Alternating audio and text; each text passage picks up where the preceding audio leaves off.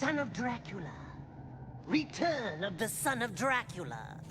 The Son of Dracula's Revenge? Is that all you can do? Vampire movies? I'm afraid that's not good enough. You'd have to be a bite more versatile to be on the frighting staff of Tales from the Crypt.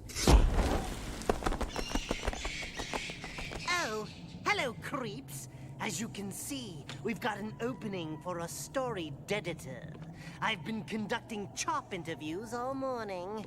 No one seems to get what I'm looking for. Oh well, let's see who's next. Interesting. A brother team. Grim. I think I've heard of them. This has potential, boils and ghouls.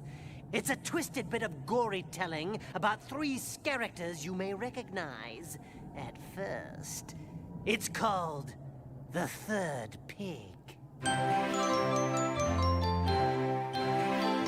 Once upon a time, there were 3 little piggies. Their names were Dudley, Drinky, and Smokey. What are you looking at? Dudley Pig was the smartest of the 3. He lived in a sturdy house made of bricks, which he kept very neat and tidy. Drinky lived in a house made out of an old whiskey keg. While Smokey lived in a house made out of cigarettes and wooden matchsticks. To say that Drinky and Smokey weren't as smart as their brother Dudley would be putting it mildly, as both were sorely lacking in the brain department. Drinky only thought about one thing. Well, maybe 2 things. While Smokey didn't think of anything at all. In this happy neighborhood, there also lived a devious and hungry wolf. Mr. Wolf was as bad as could be. And he had a ravenous appetite.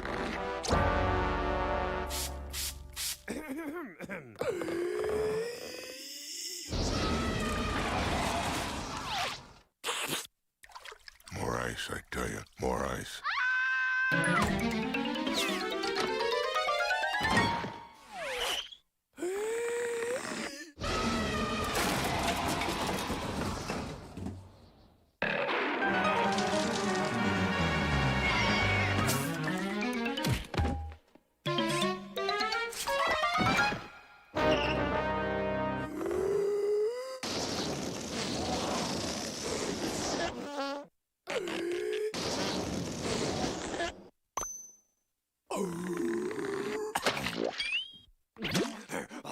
Damn!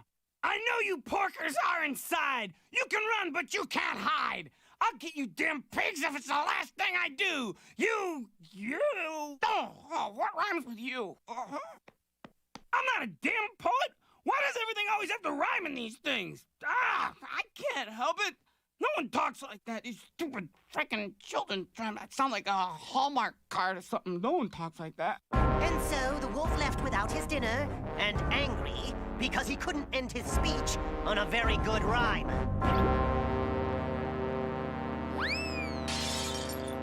And the piggies slept safely through the night.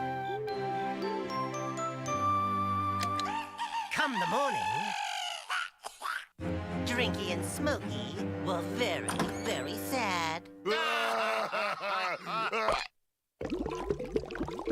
And so you see, brother dear, we've got nowhere to go. That big bad wolf wrecked our homes, don't you know? He scared us so bad, we ran and ran.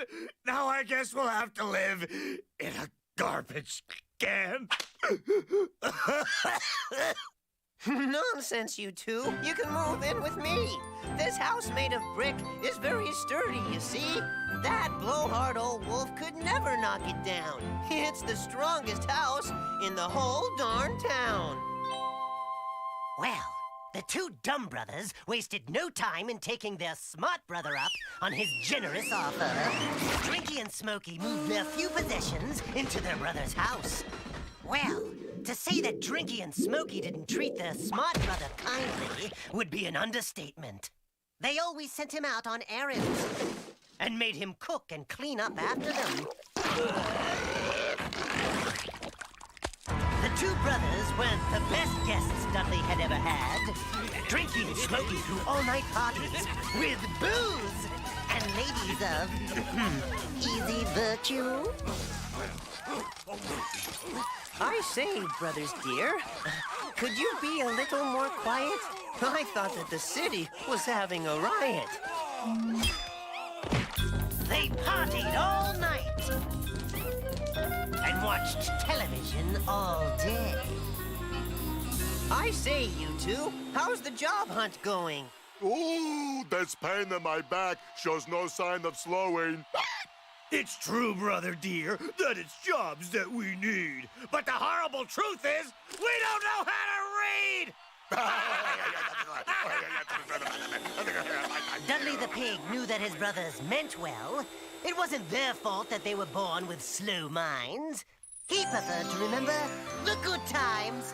Ah, yes, the good times. But for the life of him, he couldn't remember any good times. Hey, brother dear, what are you standing there for? Yeah, we're out of beer. Now get to the store. I'll go to the store, but you better be aware that nasty old wolf is still out there somewhere. So close all the windows and lock up the door. It won't take me long to get back from the store.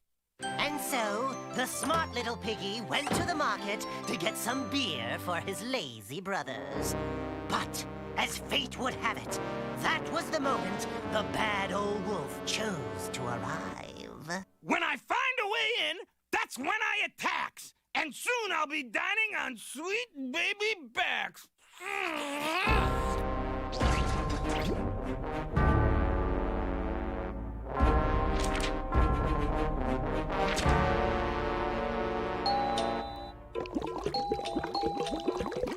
Say, brother dear, who on earth could that be? I'll go to the peephole and take a look-see.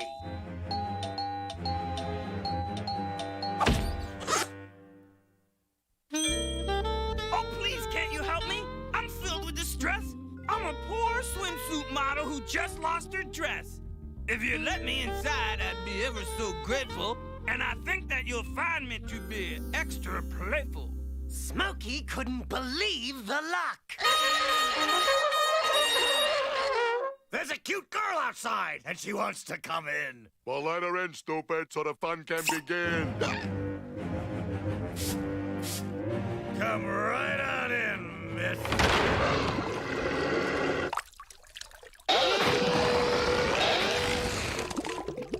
Well, what have we here?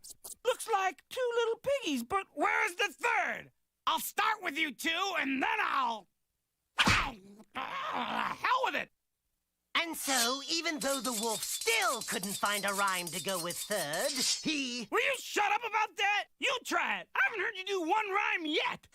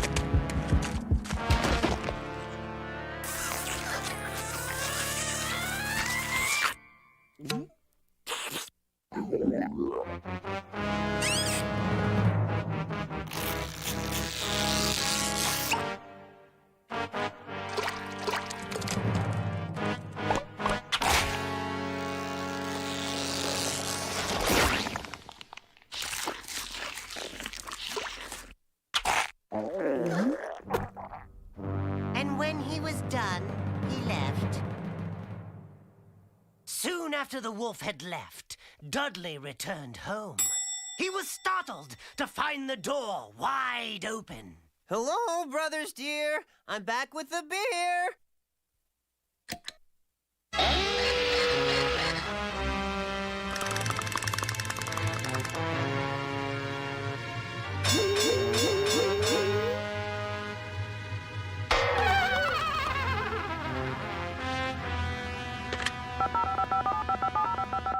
Hello, police? Well, when I came home and when I opened the door, there was blood on the ceiling, chopped off hands on the floor.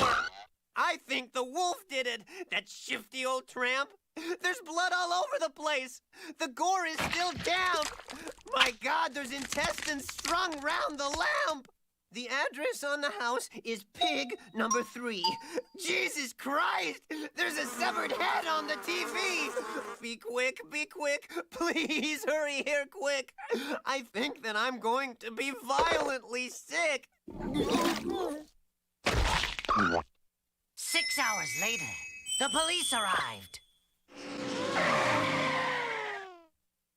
Hooray, hooray! At last I can cheer. The friggin' police are finally here.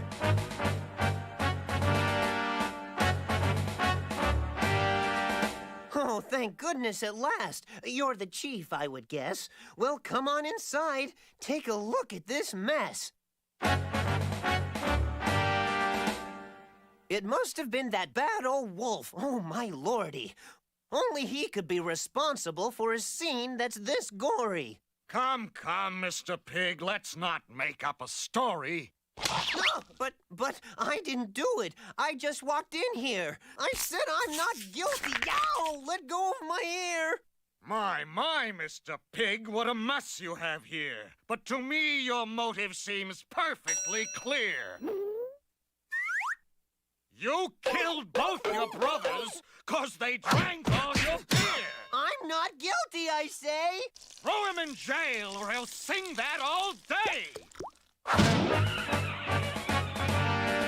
And early the next day, poor innocent Dudley found himself in court.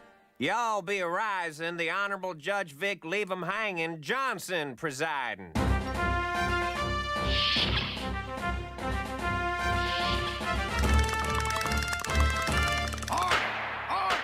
Now that we're all in, the state versus Dudley Peg can begin. How do you play that? Not guilty? That's how you plead? Oh, I think that I've heard all that I need. I got me a golf game, and I'm in a big hurry. I think I'm gonna hand this one off to the jury. Okay, Big Daddy.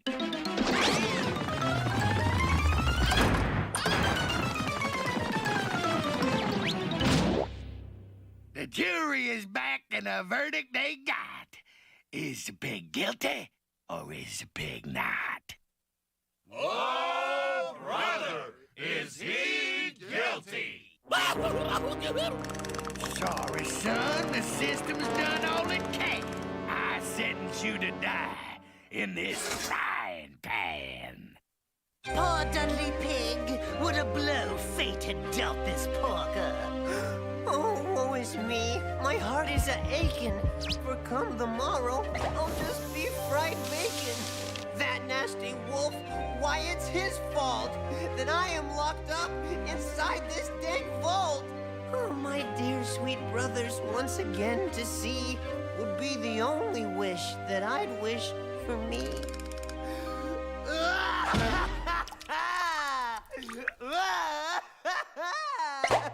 Dear brother Dudley, what's all the fuss? We got something to say. Better listen to us. Holy smoke, my dead brothers, to see you is swell. Tell me, are things as hot as they say down in hell? A bit warm, it's true. But we're here with an important mission for you. We'll help you escape. And that is no goof. But you must bring us revenge by killing the wolf! And with that, the ghostly piggies lifted their brother up and with some effort pulled him through the window of his cell.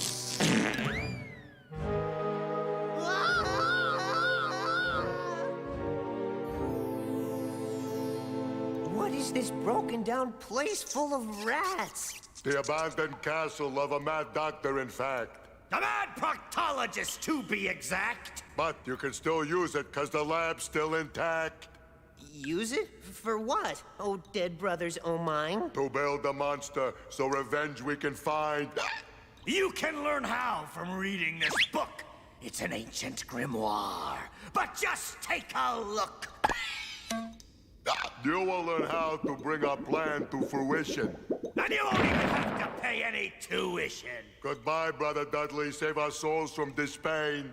You must stop that wolf from killing again! That wolf must be stopped. My brothers are right. I'll get busy this very night.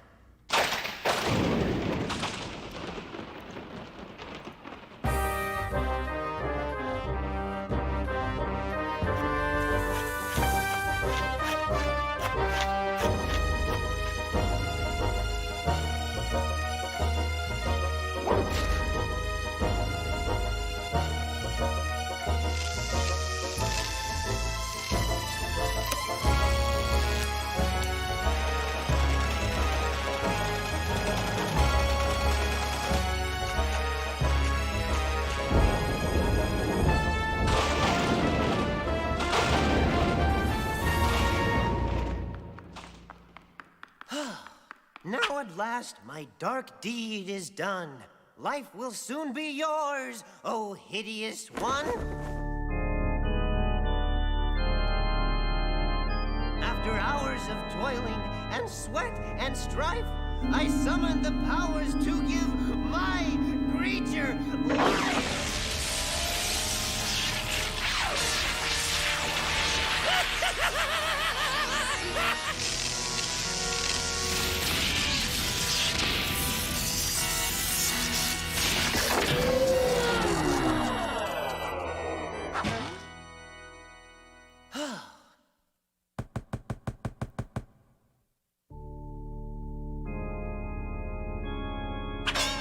And then, the zombie pig monster sat up and said something that Dudley Pig will never forget.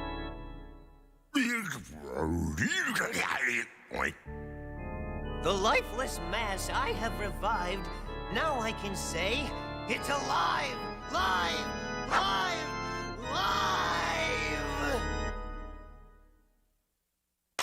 This wolf must die, that is my will. I order you to kill. Kill, kill, kill, kill. Kill. I will. And so, the zombie pig monster shambled out the door of the castle to find and kill the big bad wolf.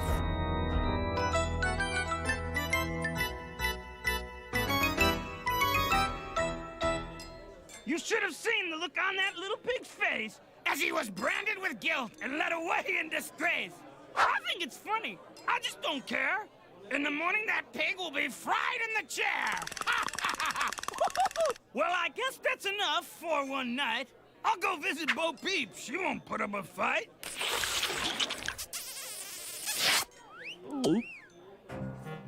And the naughty wolf left that dark den of iniquity and went off to molest Bo Peep. But he hadn't gone far into the woods when he got the distinct feeling he was being followed.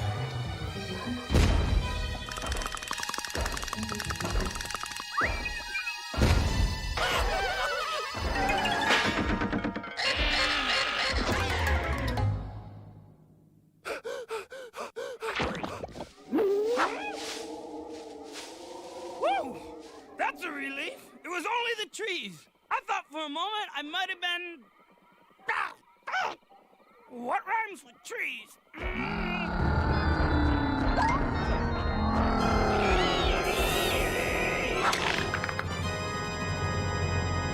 Oh, Mr. Monster, don't eat me! Oh, please! I forgot to mention my horrible skin disease.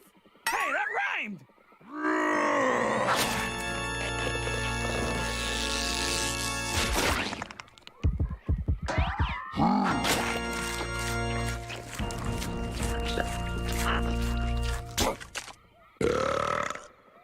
And though the zombie pig had done his job, poor little Dudley Pig was having second thoughts about what he had done.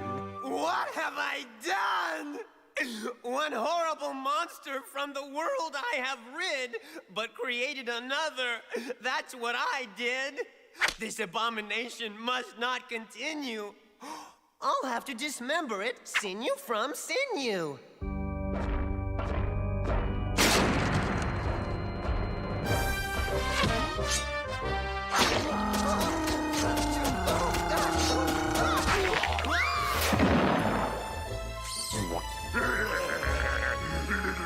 Little pig, quit stabbing my head. You can't kill what's already dead.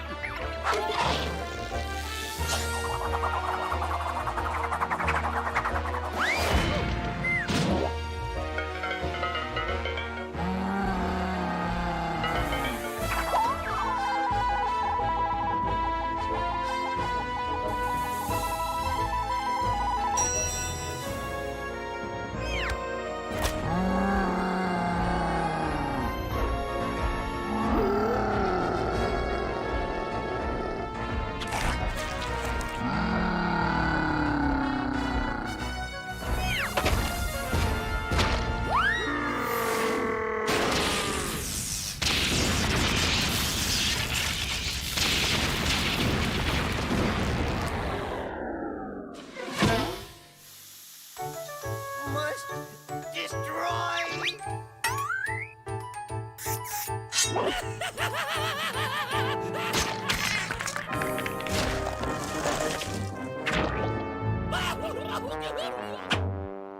I love this ending. I think it's neat. And I've only one thing to say. Pork, the other light meat.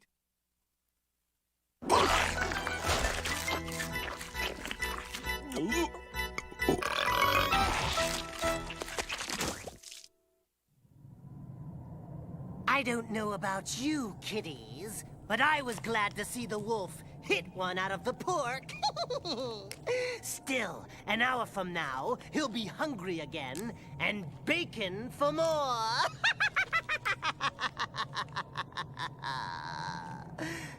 You'll be happy to know, creeps, that it looks like that opening I told you about has been filled. Once we hammer out a few creative differences, that is.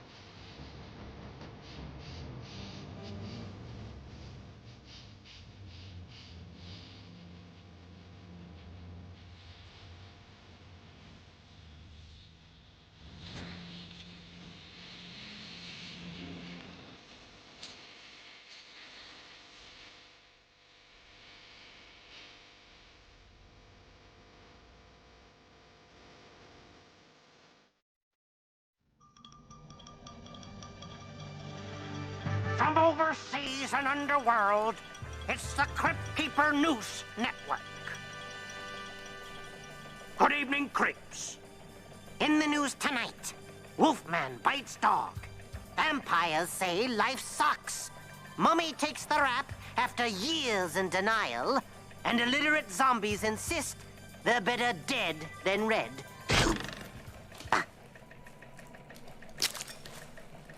This just in. And our top story tonight is a nasty little soundbite about an ambulance-chasing lawyer who's about to bleed the toughest case of her life. I call it, let the punishment fit the crime.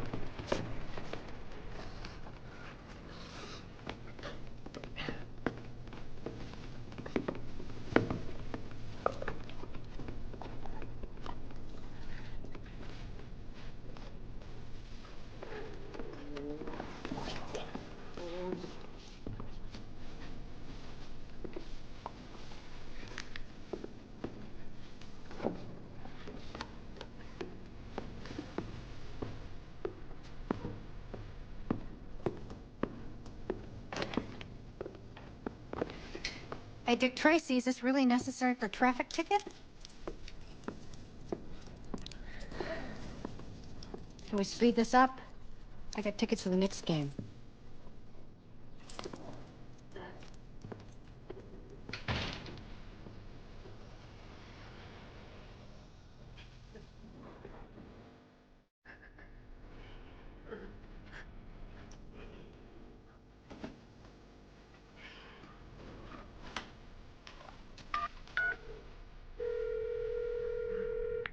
Yeah, Joey. Listen, I'm stuck in some chicken shit speed trap upstate. Where the hell are you? What's the name of this burg?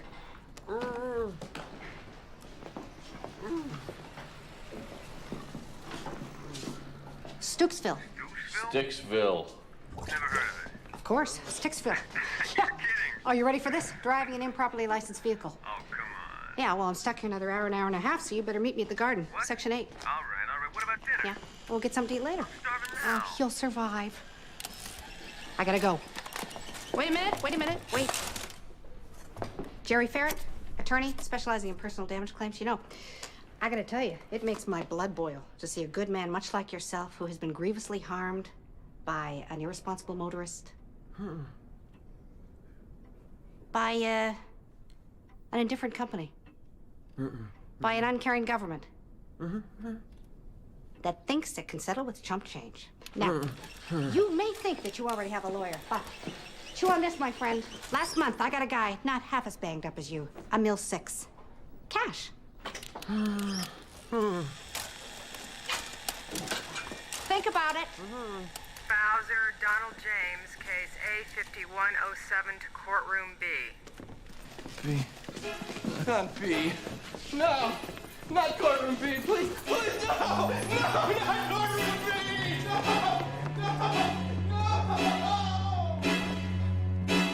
What was that all about? Courtroom B. The judges are supposed to be real hard. So what are you up for? Felonious auto sales. What, you sold some of your hot Studebaker? No, I turned the odometer back on a car that I sold a guy. Well, that ought to get you 10 years. I hope so. This is a very strict town. Dreyfus, Purdy Lee, case A4057, courtroom A. Uh-oh.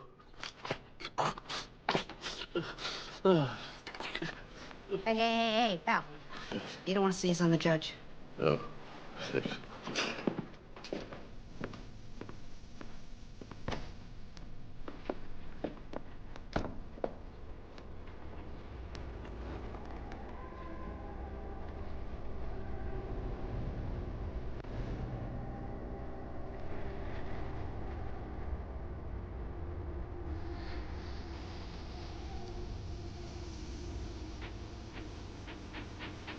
Hey. Excuse me. Miss Ferret? Mm-hmm. Hi. I'm Austin Haggard. I've been appointed by the court to handle your case.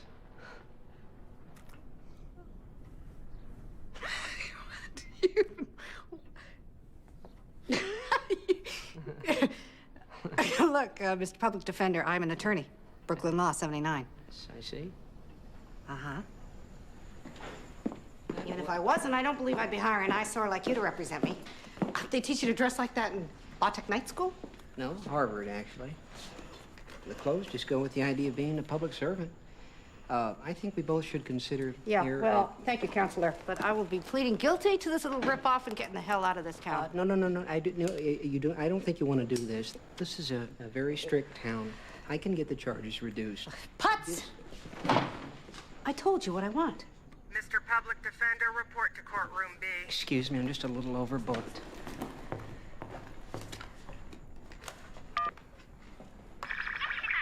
Geraldine, case A4076, courtroom A.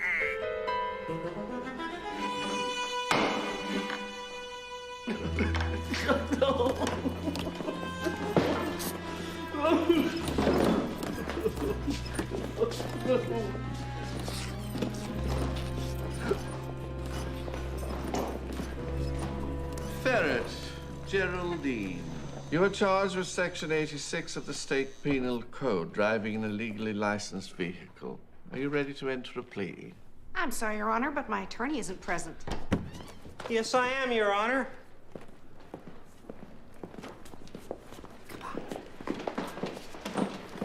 Hi. Can I talk to the judge? Well, we hit him on a good day.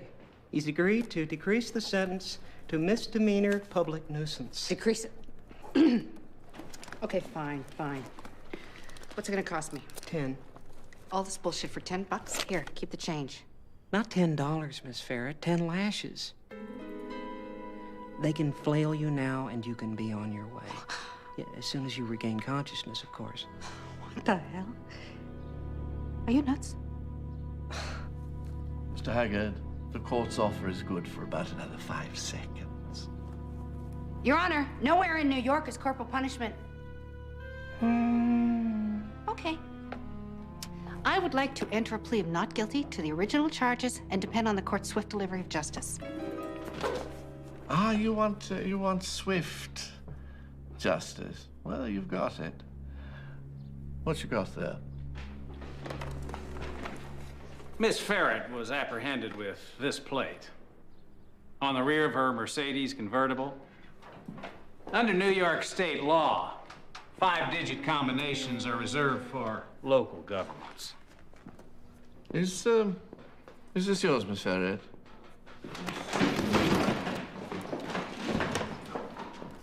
Well, Miss Ferret?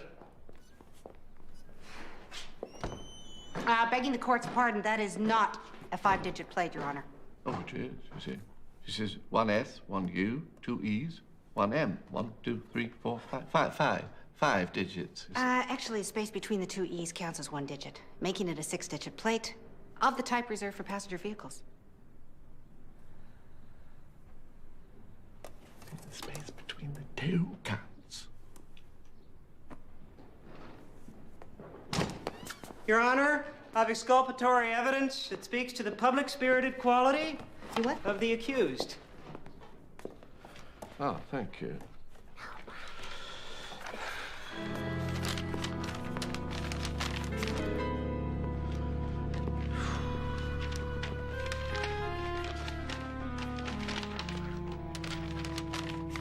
Ah, yes. So you were the lawyer who took down Medahart. Yeah, 56 million. Not a bad payday. Amazing. Thank you. That a jury could fall for such a load of garbage. Hey, I proved my case. And my clients were victims of a callous medical establishment. In 10 years of use outside the laboratory, the Cardi-Talk 7 pacemaker never failed. Ever. That's irrelevant. We all know mechanical devices break. We provided the jury with a range of psychological proofs that the wearers of the Medahart pacemaker, my clients, burdened with that knowledge, suffered life-shortening daily trauma. Your Honor, my client is a woman with a noble cause who... Yes, well, you shut up. Thank you. I know exactly what your client is. A cynical and immoral woman. A discredit to her profession. She's lucky I don't charge her for illegal solicitation of services for this. This snotty license plate. Guilty as charged. Guilty, like hell. Your Honor, I would ask at this time for a sentence of public service. Public service? No, you see, not in this case. Oh, the fine is 100 lashes. to be administered immediately. No. Okay, hey, what are you doing? No, I'd like a jury trial. I will sue you for false arrest. I'll sue your ass, your personal ass. Let go of me. You have no idea who you're help me. I'll pay you. Jerry did shit. You guys know. Get your hands off me. Let's go, you. So I'm telling you. Hey, let's go. What are you crying about? They cut off my nose.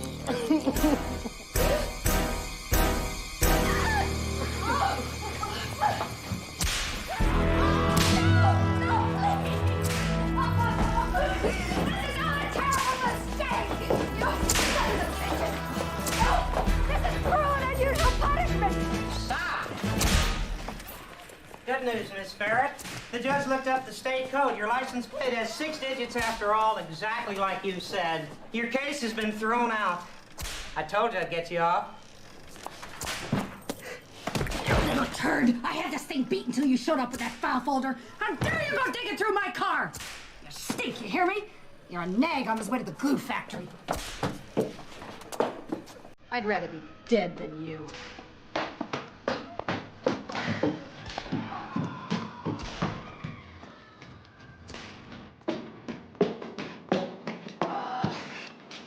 Miss Ferret, is this yours? Why? You got a legal problem, too? No. You do. You have the right to remain silent. No. No, no, no. No, no, no, no!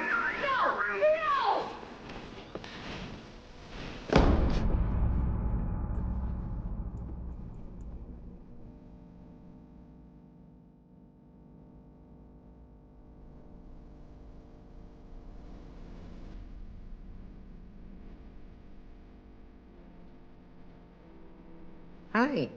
I've been appointed by... What the hell is going on? Well... It seems you gave your business card to a man upstairs who had already retained counsel. Yeah, so? That's not illegal. I'm afraid it is illegal. You see, this is a Strip very... down, I get the picture.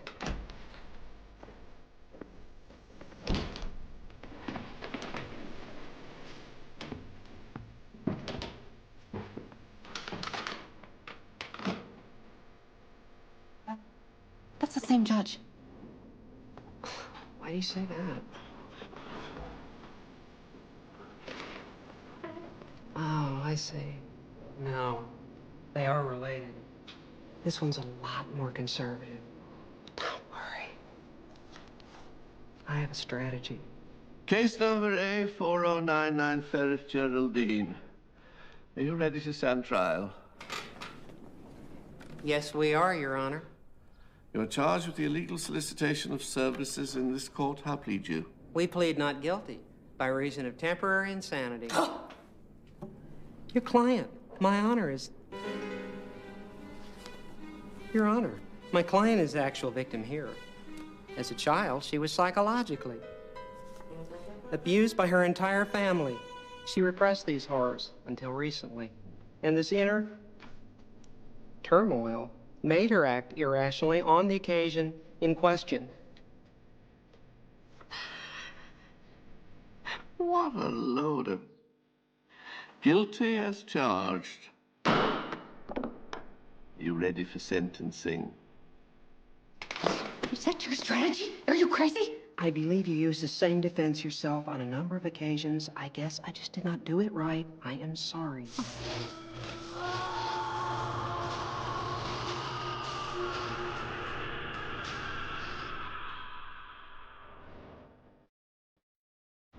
At this time, I would ask for a sentence of public service. No, not a chance. The prisoner is to be pilloried for a period of 1 year. Pilloried. Fuck's pilloried? For God's sake, you gotta appeal. There was no due process. Really, Miss Ferret, don't you think you ought to just quit while you're ahead? You can't do this to me! You can't do this! When I get back to the city, I'll sue you, every last one of you! Oh my God. Oh.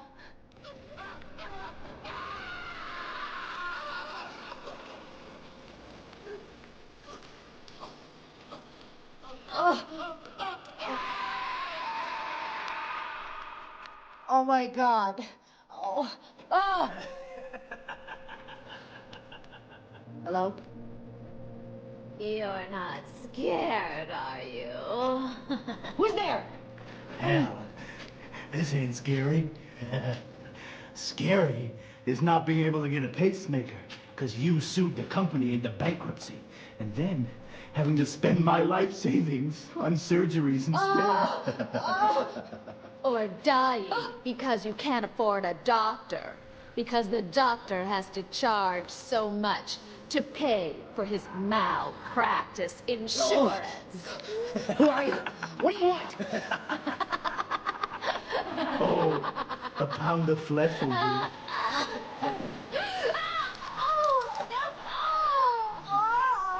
Miss Ferret? Hi.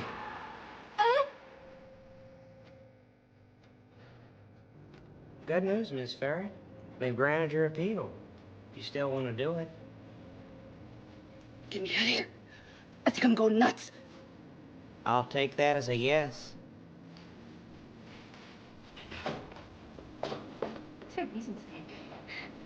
What the hell kind of place? No, this way. What? Where are we going? Courtroom C, of course. Oh, no.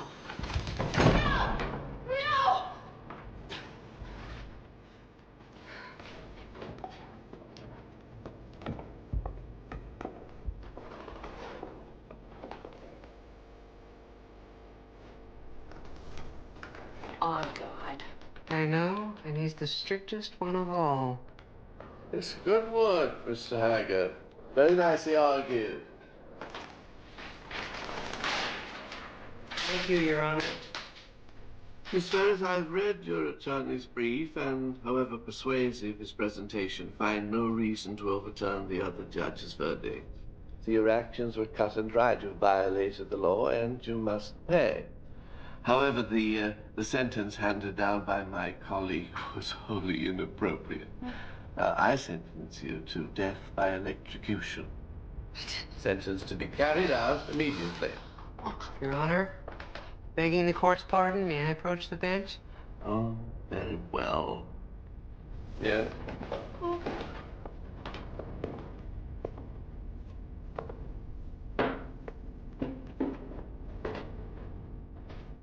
right. I see.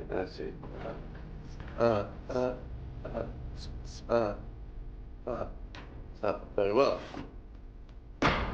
It is this court's opinion that while your client is an unmitigated scumbucket, her skills are worthwhile and should be put to work for the public weal.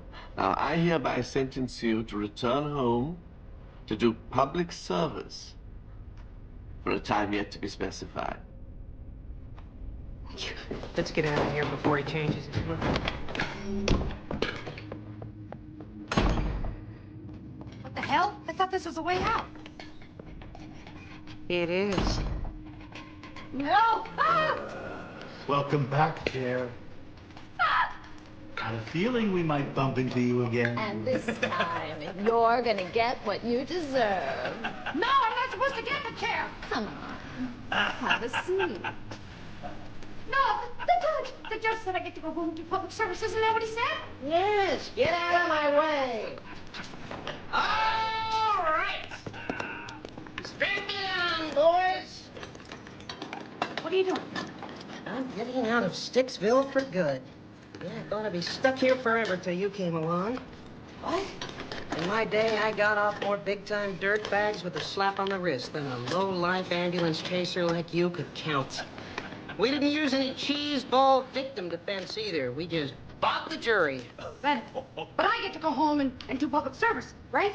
You are home counselor, and I'd rather be dead than you. Get it going!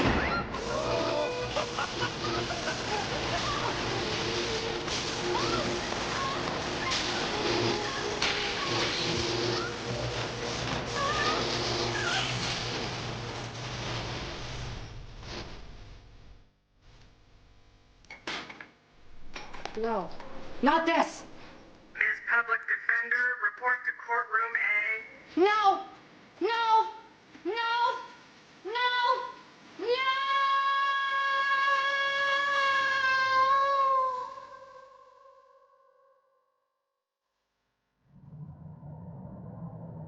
about trial and terror. Still, I think Jerry will do just fine. I mean, aside from the occasional attack of motion sickness. And now it's time for business news. So, Chip, what happened on the shock exchanges today? Oh, sorry. Looks like it's time for the Spurts report instead. Oh, boy.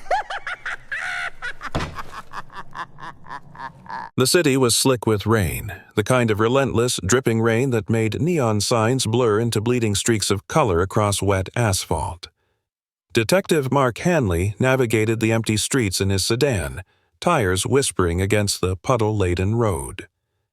There was an unease in the air that had nothing to do with the storm, a heavy, almost tangible sense of anticipation, like the city itself was holding its breath. Hanley had been called to an incident downtown, a crime scene unlike any he had seen before, though he had seen plenty. This time, however, the call was accompanied by a chilling detail, the phrase, "the third pig," scrawled in crimson across the door of a condemned apartment building. Hanley didn't know what to expect, and that uncertainty gnawed at him. The apartment complex was a decrepit Art Deco relic, its facade crumbling with age, windows boarded up, and graffiti marring every surface.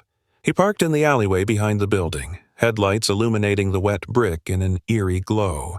The rain, persistent and unyielding, splattered against his windshield like tiny fists, and Hanley took a deep breath. He stepped out, the leather of his coat slick with water, and approached the scene, flashlight in hand. The words, "the third pig," burned on the steel door, letters jagged and seemingly painted with a substance more sinister than ordinary paint. His stomach turned. He had been in this business long enough to know that unusual messages were often the precursor to something far more grotesque than simple vandalism. Inside, the air was thick with the stench of decay and something else, something metallic, coppery, unmistakably the smell of blood. Hanley's flashlight beam danced across the corridor, revealing a trail of dark footprints, some smeared, some disturbingly deliberate. The walls were covered with hastily scrawled drawings, crude representations of pigs, each more distorted than the last, their eyes hollow and accusatory, staring out from the plaster like silent witnesses to some unspeakable act. He felt a shiver crawl up his spine. Whoever had done this was playing a game, and he was already one step behind. The first apartment door was ajar. Hanley's hand hovered near his sidearm as he pushed it open. Inside, the scene was macabre, like a nightmare preserved in reality. There were 3 small pig figurines on the table, each carved from wood, each grotesquely exaggerated in features, but one had been splintered and burned almost to ash. On the walls, more drawings, some scratched directly into the plaster with a knife. And in the center of the room, a young woman sat, eyes wide and unblinking, her hands clasped tightly over her mouth as if trying to silence a scream that had never escaped. Blood streaked her arms and clothes, though she seemed otherwise unharmed. Hanley knelt beside her. "It's okay. You're safe now," he murmured, but the look in her eyes told a different story. She had seen something that would haunt her forever. The woman was shaking as she tried to speak. Three pigs," he said. Her voice was fractured, nearly drowned in the sound of the rain, and she pressed her face into Hanley's shoulder, seeking protection from something only she could see. Hanley gently guided her outside to the relative safety of his car, wrapping her in a blanket from the back seat. The city lights reflected off the wet streets, flickering like ghostly fire. He took a moment to look back at the apartment, at the door that had become the symbol of this madness. "The third pig," he whispered to himself. "Why the third?" As the woman recounted what little she could remember, a story emerged, jagged and disjointed. She spoke of a man who had been obsessed with the story of the 3 little pigs, but not as a fairy tale. To him, it was a lesson, a ritual, a methodical obsession that had turned deadly. The first 2 pigs had been victims, people chosen, tortured, and marked. She had been intended as the third, though she had somehow survived long enough to escape his clutches. Hanley felt his pulse quicken. He had seen killers before, maniacs who marked their work with symbols, but the precision here, the theatrical nature, hinted at someone terrifyingly intelligent, someone who viewed murder as both art and ritual. Returning to the scene, Hanley moved through the building methodically, following footprints and signs that the killer had left like a breadcrumb trail. In a second apartment, he found remnants of the first victim, another pig figurine, shattered in a different manner, along with personal items, photographs defaced with crude etchings of pigs. It was clear that this killer was not merely sadistic but compulsive, almost obsessive. The more Hanley looked, the more he realized that this was not a spree. It was a performance, each act building towards something grand, and he feared the third was imminent, meaning the woman had been only partially spared. The detective's mind raced as he traced the path through the labyrinthine building. There were signs of struggle, doors barricaded, furniture overturned, but nothing overtly bloody. It was a puzzle, a dark riddle designed to unsettle, and Hanley felt its weight pressing down on him. Then he noticed it. At the end of a narrow hallway, a door marked with a peculiar symbol, a single pig, scratched into the wood in a style eerily similar to the ones the woman had described. His gut told him this was the origin, the lair, the heart of the madness. Slowly, cautiously, he approached, hand on his sidearm. The room was dark, almost oppressively so. The air inside smelled of smoke and decay, and Hanley's flashlight revealed walls plastered with drawings of pigs, increasingly violent in depiction, each one seeming to escalate in horror. On the floor were 3 large wooden pig statues, each carved grotesquely, each standing on a small pedestal. One of the statues bore fresh blood, and as Hanley stepped closer he noticed subtle movements, tiny, deliberate twitches. His stomach nodded. These were not inanimate objects. Before he could react, a figure emerged from the shadows, thin, gaunt, and terrifying in its obsession. Eyes wild, mouth twisted into a permanent sneer. "You found me," the man hissed. "But you're too late. The third pig, the third pig." Hanley drew his weapon, heart hammering. The figure advanced slowly, methodically, as if performing a ritual. "You don't understand," the man whispered, voice low and chilling. "Each one must be perfect. Each one must obey." He raised a blade, glinting in the dim flashlight. Time seemed to distort, seconds stretching unnaturally as Hanley assessed the threat. He knew instinctively that any sudden move could trigger catastrophe. The man was unhinged, but precise, methodical. A confrontation here would be deadly, almost ceremonial in its horror. Suddenly, the statues twitched violently, moving in ways that were unnatural, as though alive. Hanley froze, shock rooting him to the spot. The man laughed, a high-pitched, deranged sound that echoed through the room. "The pigs are not just pigs," he said. "They are the witnesses. They are the truth. They remember." One of the statues lunged toward Hanley, impossibly fast, shattering against the wall. The detective barely dodged, adrenaline surging, firing his weapon. The man screamed, recoiling, but his focus never wavered from Hanley. There was a dark satisfaction in his eyes, a carnival of madness playing out in that tiny, blood-streaked room. Outside, the rain continued its relentless assault, drumming against the windows, a harsh counterpoint to the chaos within. Hanley realized that the third victim, the third pig, was more than just a target. It was the culmination of the killer's ritual, a dark, final act designed to terrify, to dominate, to complete the story he had set in motion. The detective's mind raced. He had to act quickly, to subvert the ritual without becoming a victim himself. Every instinct screamed that hesitation would be fatal, yet every step forward risked confrontation with a man who had no regard for human life. The first movement was the key. Hanley ducked as another statue lunged, shattering with a sickening crash. He fired at the figure again, forcing the man backward.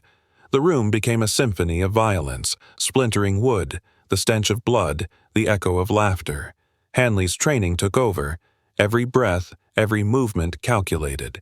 He reached for the pedestal holding the third statue, the one that seemed to move with intent, almost sentient. Gripping it, he swung, toppling it toward the man. There was a scream, a thud, and the room seemed to fall silent for a heartbeat. The killer lay pinned under the heavy sculpture, unconscious or dead. Hanley didn't dare guess.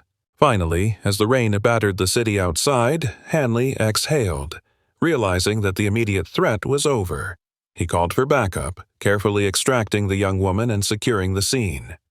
Yet, even as he drove away, the phrase "the third pig" echoed in his mind, insistent and sinister.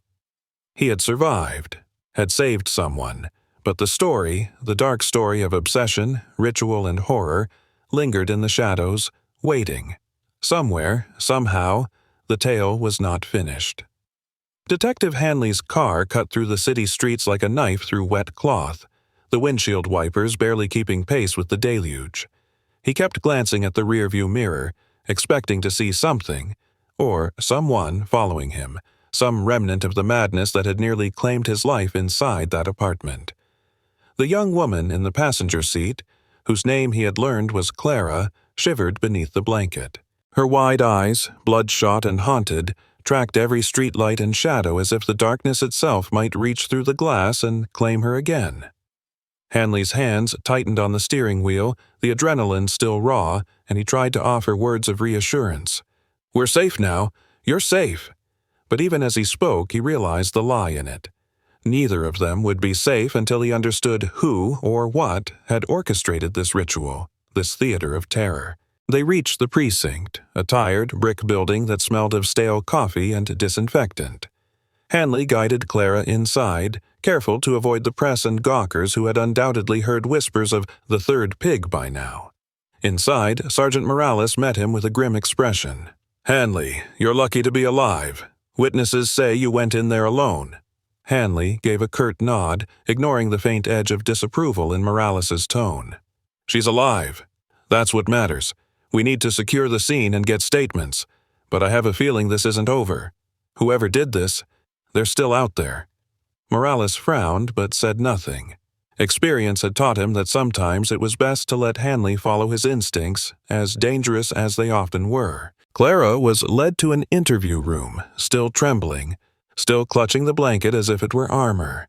Hanley watched from the other side of the glass as she recounted the events in halting, fragmented sentences. She described the killer, the grotesque carvings, the statues, and the way the first two victims had been marked before her. Her voice broke, and she repeated the phrase that had haunted her. Three pigs. He said, "The third must be perfect." Hanley's mind raced. The man's fixation on the number 3, on perfection, suggested a ritualistic or symbolic purpose beyond mere murder. There was logic in his madness, a horrifying order to the chaos, and Hanley feared that as long as the killer remained free, the story was incomplete, and someone else might become the next pig. Back at the precinct, Hanley examined the evidence collected from the apartment. Photographs of the pig drawings, sketches of the shattered statues, and a series of small, meticulously carved wooden figurines were laid out before him. The craftsmanship was extraordinary, almost artisanal, suggesting someone who took pride in their work. But the pride was twisted, dark, corrupt, a mirror of the killer's psyche. Hanley traced his fingers over one of the carvings, noting the detail in the eyes, the tiny scratches that gave it a lifelike appearance. "This isn't just a hobbyist," he muttered. "This is an artist, and a psychopath." Morales entered the room, carrying a folder. "We ran her description through the database. No matches, but there's something odd. A series of unsolved homicides in neighboring districts. Same M.O., pig figurines, ritualistic placement, symbols scratched into walls, all unsolved. And all," Morales hesitated, "all with some delay between incidents, sometimes months apart." Hanley's stomach sank. This wasn't a spree that happened quickly. It was methodical, planned, escalating. The killer wasn't impulsive. He was patient, and that patience made him all the more dangerous. That night, Hanley returned to his apartment, but sleep eluded him. He replayed the images of the apartment over and over, the young woman's terrified face, the statues, the figure in the shadows. Something about the third statue had unsettled him more than anything else. It had seemed alive. Not just animate, but sentient, like it had a will of its own. Rationally, he knew that was impossible, yet instinctively, he could not dismiss it. It was as if the killer had infused his work with a malevolent life, a power that went beyond the physical. Hanley shook his head and poured a glass of whiskey, trying to dull the edges of his thoughts. But even as the amber liquid burned down his throat, he knew it wouldn't be enough. The killer had left something behind, a signature, a clue, a promise that the game was far from over. The next morning, the precinct received an anonymous call. A distorted voice whispered a single line before the connection dropped. The third pig watches, the third pig waits. Hanley felt a cold wave of dread wash over him. Whoever this was, they knew he was alive, that Clara had survived, and that he had entered their world. The call was both a threat and a taunt, a reminder that the killer was aware, intelligent, and deriving pleasure from the fear. Hanley realized that time was running out. The ritual was unfinished, and the killer's next move would be even more elaborate, more horrific. It was only a matter of when and who would be the next pig. Hanley began researching the old cases Morales had mentioned. He pored over reports of missing persons, crime scene photographs, and police notes. A pattern emerged. Each victim had been a solitary individual, someone who lived on the margins or whose disappearance would draw minimal attention. Each crime scene contained pig imagery, often increasing in grotesque detail with each subsequent incident. And in every case, there was a strange artifact left behind, a wooden figurine, a carving, a symbol, something that tied the crimes together like breadcrumbs through a dark forest. The detective felt the chilling realization that he was not dealing with randomness. The killer was methodical, ritualistic, deliberate. This was not about murder for thrill or gain. It was about completing a story, a narrative that had to unfold exactly as the perpetrator envisioned. Late in the evening, Hanley visited the site of the first victim, a decrepit apartment in a district long abandoned by the living. The building was silent except for the hum of the city and the occasional drip of water from a leaky roof. He walked through the rooms, flashlight in hand, observing the markings and remnants. The first pig had been placed on a pedestal in the center of the room, and he noticed something he hadn't seen in the crime scene photographs: tiny scratches along the floorboards, forming an intricate pattern, almost like a map. Kneeling, he traced the lines with his fingers, realizing they were deliberate, leading from one statue to another, guiding movement, dictating ritualistic positions. It was choreography, dark and precise, like a dance designed for death. Hanley's pulse quickened as he understood that the killer had staged each scene with intention, with purpose. The question was, what was the purpose, and how did it lead to the third pig? Meanwhile, Clara was placed under protective custody, though Hanley knew that would only shield her physically. The trauma she had endured would linger, haunting her dreams, twisting her perception of reality. He made a mental note to keep in contact, to ensure she was safe and informed. But, in the back of his mind, the detective wondered if the true danger lay not just in physical harm but in the psychological grip the killer held over his victims. The ritual, the symbols, the game. It was designed to imprint fear, to warp reality. Hanley could see it now. This wasn't just murder. This was manipulation, control, domination through terror. And the third pig, whatever that meant, was the final act, the culmination of all that darkness. By midweek, a breakthrough came in the form of an old newspaper clipping, yellowed with age, detailing a fire in a remote town where a small, eccentric family of woodcarvers had perished.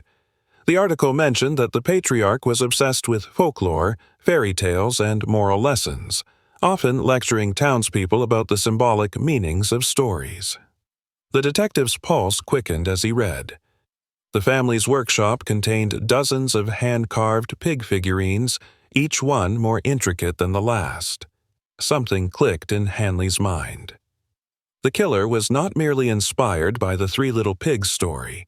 He had been raised on it, molded by it, perhaps obsessed from childhood. Every act, every carving, every ritualistic placement was an echo of a twisted upbringing, a perversion of innocence turned deadly. That night, Hanley returned to his office, piecing together the timeline.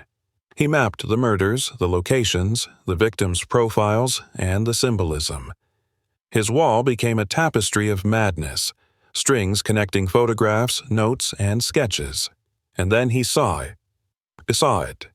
The pattern he had missed.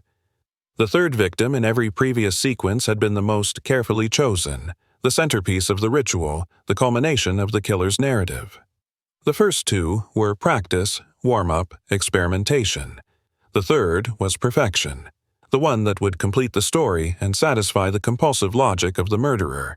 And he shivered as he realized. Clara had been the third in this series, but she had survived. That meant the killer was behind schedule, unhinged by failure, and more dangerous than ever. By dawn, Hanley was back at the precinct reviewing footage from city surveillance cameras. He hoped for a glimpse, a clue, anything that might indicate the killer's movements or next target. Hours of grainy video yielded little, but as the city woke and traffic began to build, he noticed something. A man, thin and gaunt, moving deliberately through the streets carrying a large, oddly shaped case. The figure paused at intersections, looked around, and then vanished into an alley. Hanley's heart hammered. The killer was active, mobile, and aware. This was no longer just a series of murders. It was an unfolding event, a public performance, and the detective realized with chilling clarity that time was running out. As evening fell again, Hanley prepared for what might come next. He couldn't predict the killer's movements, couldn't anticipate the ritual's next step, but he knew he had to confront it, to prevent the next act of horror, and somewhere, in the shadows of the city, the killer was watching, waiting, planning the culmination of his dark tale, the final act for the third pig. Detective Hanley didn't sleep that night. He sat in his car outside Clara's temporary safe house, rain washing over the windshield again, the city bathed in cold, flickering light. Every shadow seemed to move with a life of its own, and every distant sound, sirens, tires on wet asphalt, the occasional shouted argument, felt like part of the killer's orchestration. Hanley knew he was playing a dangerous waiting game, one where the stakes were more than his own life. Clara had survived the first encounter, but that meant the killer was unsettled, frustrated, and more likely to act with unpredictable aggression. He needed to anticipate the next move, but the truth was he had no clue. The phone rang, sharp and insistent, cutting through the tension like a knife. Hanley answered immediately. The voice on the other end was low, distorted, mechanical, almost unhuman. "Detective Hanley," it rasped. "You think you've survived. You think you understand. But the story is not finished. The third pig must speak. The third pig must obey." The line went dead, leaving only the static hiss of silence. Hanley slammed the receiver down, anger and frustration coiling together in his chest. This was no longer a random killer. This was a predator who relished in fear, who toyed with his victims and with him. The thought that the killer was not only watching but communicating, controlling the narrative, sent a chill down his spine. He glanced at Clara, asleep in the passenger seat, unaware that her survival had only made her more valuable, more central to the story that the killer was scripting in the shadows. By morning, Hanley had coordinated with the precinct to tighten security around potential targets. He reviewed the patterns, looking for connections he might have missed. The previous victims had all been solitary, chosen for their vulnerabilities, their isolation. Clara's survival meant she had become the nexus, the link that could either allow the killer to complete his narrative or be used against him. Hanley's mind churned through possibilities. He needed to understand the psychology, the obsession, the ritual, before the killer struck again. And he needed to confront it, not with luck, but with preparation, planning, and precision. Hours later, Hanley returned to the apartment building where the initial crime had occurred, now cordoned off and swarming with investigators. He moved past the yellow tape and examined the scene again, looking for overlooked details, hidden clues, anything that might indicate the killer's thought process. One corner of the main hallway had been marked with faint scratches that the initial sweep had dismissed as incidental. Hanley traced the marks carefully with a gloved hand. They formed a pattern, a series of arcs and angles that suggested movement, choreography, even ritual. The killer had mapped the room, and perhaps in that mapping left a signature. Hanley's pulse quickened. This wasn't random, it was precise. It was planned, and that meant the next act could be predicted, if he was clever enough to decode it. The first discovery of significance came when Hanley found a hidden compartment beneath one of the shattered pedestals. Inside were small, carved figures, each depicting a pig in various stages of distress. The third figure, unlike the others, was pristine, almost serene, a grotesque contrast to the violent carvings surrounding it. He examined it carefully. There was a detail so subtle, almost invisible, that it would have gone unnoticed by anyone untrained. A tiny notch in the ear, a hidden symbol, like a signature. Hanley's mind raced. The killer's obsession with the third pig was not arbitrary. It was deliberate, symbolic, a perfection to be attained, and the figure's condition suggested the next target, the one who would fulfill this ritualistic obsession. By midday, Hanley had gathered a small task force, each officer briefed on the symbols, the patterns, the previous murders. They established surveillance around known locations connected to the killer's past crimes. Every alley, abandoned building, and potential hideout was monitored. Yet, despite the presence of multiple eyes, Hanley knew the killer would not make an obvious move. The brilliance, or madness, was in his subtlety, his manipulation of perception, his ability to turn the mundane into the macabre. The detective felt the familiar weight of dread settling over him. He had seen killers before, men and women driven by lust, greed, or anger, but the careful, ritualistic obsession he faced now was in a different league altogether. Even as he worked, Hanley couldn't shake the image of the statues. The third pig, particularly, haunted him. It had seemed to observe him, to judge him, even in its inanimate state. He shook the thought away, attributing it to stress and sleep deprivation, but the unease persisted. He returned to the precinct and pulled out old case files, cross-referencing locations, dates, and victims. Each murder followed a sequence, a cadence. First, the victim was observed. Then, the environment was staged, the pig symbols introduced. Finally, the ritual was enacted. Clara had interrupted this cycle. She had survived where others had not, throwing off the timeline and perhaps provoking the killer to accelerate his plans. By late evening, Hanley found himself staring at a map of the city, pins and strings connecting various crime scenes. The pattern was subtle, almost imperceptible, but there. It was a spiral, a narrowing funnel, with the most recent incidents radiating toward a single point, a district on the edge of town, long abandoned, forgotten by most, but rich with decaying architecture and narrow alleyways. The killer's next stage was likely there. Hanley traced the streets with his finger, imagining the movement, predicting the setup. He felt a grim satisfaction in understanding the logic, even as fear coiled in his stomach. He needed to be there first.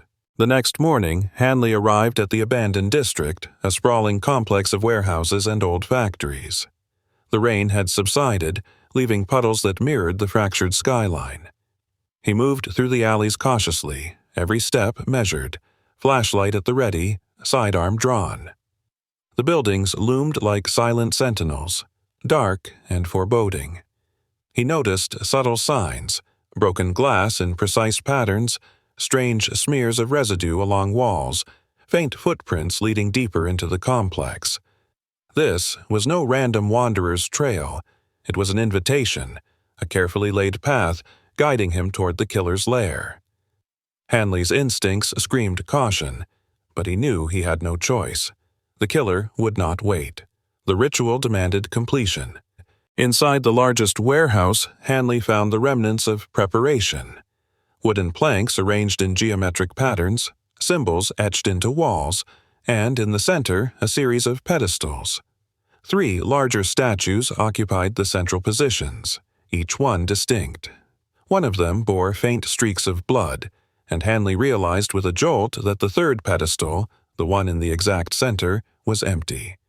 The killer was present, but not yet ready to act. Hanley's eyes darted to the shadows, noting every detail.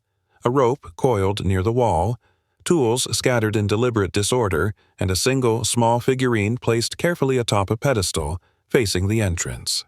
Its features were unnervingly lifelike, and Hanley felt an involuntary shiver. The ritual had begun. A movement caught his eye, subtle and deliberate, a shadow shifting among the crates.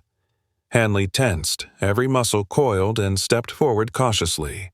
"I know you're here," he called, voice steady despite the tension. Silence answered. Then a whisper, barely audible, drifted from the far end of the warehouse. "The third pig must be perfect." Hanley's pulse quickened. The killer's voice was a rasping echo, full of obsession, full of madness. He moved closer, flashlight sweeping, noting every angle, every potential hiding spot. The warehouse seemed to stretch endlessly, a labyrinth designed to disorient and control. Suddenly, from above, a figure dropped silently, landing behind the pedestals with unnerving precision. Hanley spun, firing, but the man moved like a shadow, a whisper of motion barely touched by the bullets. The killer's eyes gleamed in the dim light, a mixture of fury and triumph. "Detective Hanley," he hissed. "You think you understand, but you are part of the story now. The third pig is already chosen." The words chilled Hanley to the core. He realized then that Clara's survival had forced the killer to improvise, and that he, Hanley, had become an unwilling actor in this macabre performance. Time seemed to distort, seconds stretching into eternity as the killer circled the pedestals. Each movement was deliberate, ritualistic, calculated to intimidate and control. Hanley assessed the layout, noting the positions of crates, planks, and statues. He needed to disrupt the ritual without falling victim to it. The tension was almost unbearable, a physical weight pressing against his chest. And then, as if in response to some silent cue, the statues trembled, tiny movements that made the shadows dance unnaturally. Hanley realized with horror that the killer's obsession had transformed the space, turning it into an arena of psychological terror where perception and reality intertwined in grotesque, terrifying ways. Detective Hanley's mind raced as he faced the figure in the warehouse, the dim light casting grotesque shadows that stretched across the floor like twisted fingers. The killer moved with unsettling grace, circling the pedestals as if performing a ceremony, each step measured, deliberate, rehearsed. Hanley's fingers tightened around his weapon, knuckles white, every instinct screaming that any sudden move could provoke the man into violence. He could feel the weight of the third pig, the symbol, the ritual, the obsession, pressing down like a physical force. Somewhere deep inside, Hanley recognized that the third pig was more than a victim. It was a representation, a statement, an object of fixation that must be claimed, completed, or destroyed. The killer's voice cut through the silence, low and rasping, almost a chant. Perfection. It must be perfect. The third pig must obey. Hanley's eyes scanned the room, noting every detail. The statues on the pedestals seemed almost alive in the flickering light, grotesque exaggerations of swine, each one bearing the marks of careful, obsessive craftsmanship. The third pedestal remained empty, a void in the center of the ritual, and Hanley realized that this void was the focal point of the man's madness. Whoever, or whatever, was to occupy it next would be the culmination of the killer's narrative, and Hanley could not allow that to happen. Step by careful step, he moved closer, calculating the distance, the angles, the possible escape routes. His breathing was steady, controlled, though his mind raced with possibilities. The killer had set the stage, choreographed the confrontation, and Hanley understood that survival depended on thinking several moves ahead. He noticed a subtle pattern in the arrangement of the crates and planks, a narrow path that led toward the empty pedestal. The killer expected someone to follow, to interfere, and Hanley recognized that the moment of confrontation was imminent. The first move came from the shadows. A figure darted behind a crate, quick as a serpent, disappearing as suddenly as it appeared. Hanley fired, but the bullet struck only empty air. The killer laughed, a harsh, grating sound that echoed through the warehouse. "You cannot stop it," he hissed. "The story is written. The third pig will speak. The third pig will obey."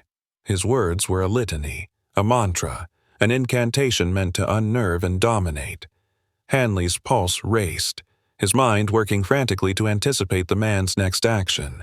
He realized with chilling clarity that the killer's obsession extended beyond murder. This was about control, domination, the manipulation of fear itself. Every element, the statues, the symbols, the ritual, was a tool, a means to assert power, to orchestrate terror. Suddenly, the statues shifted again, their movements subtle but unmistakable. Hanley froze, his instincts warning him that something supernatural or impossible might be at play. The killer's eyes glimmered with triumph, and he stepped toward the third pedestal, the focus of his fixation. Hanley lunged, trying to block the path, but the figure was fast, almost preternaturally so. They collided in a tangle of limbs, a struggle that was as much psychological as it was physical.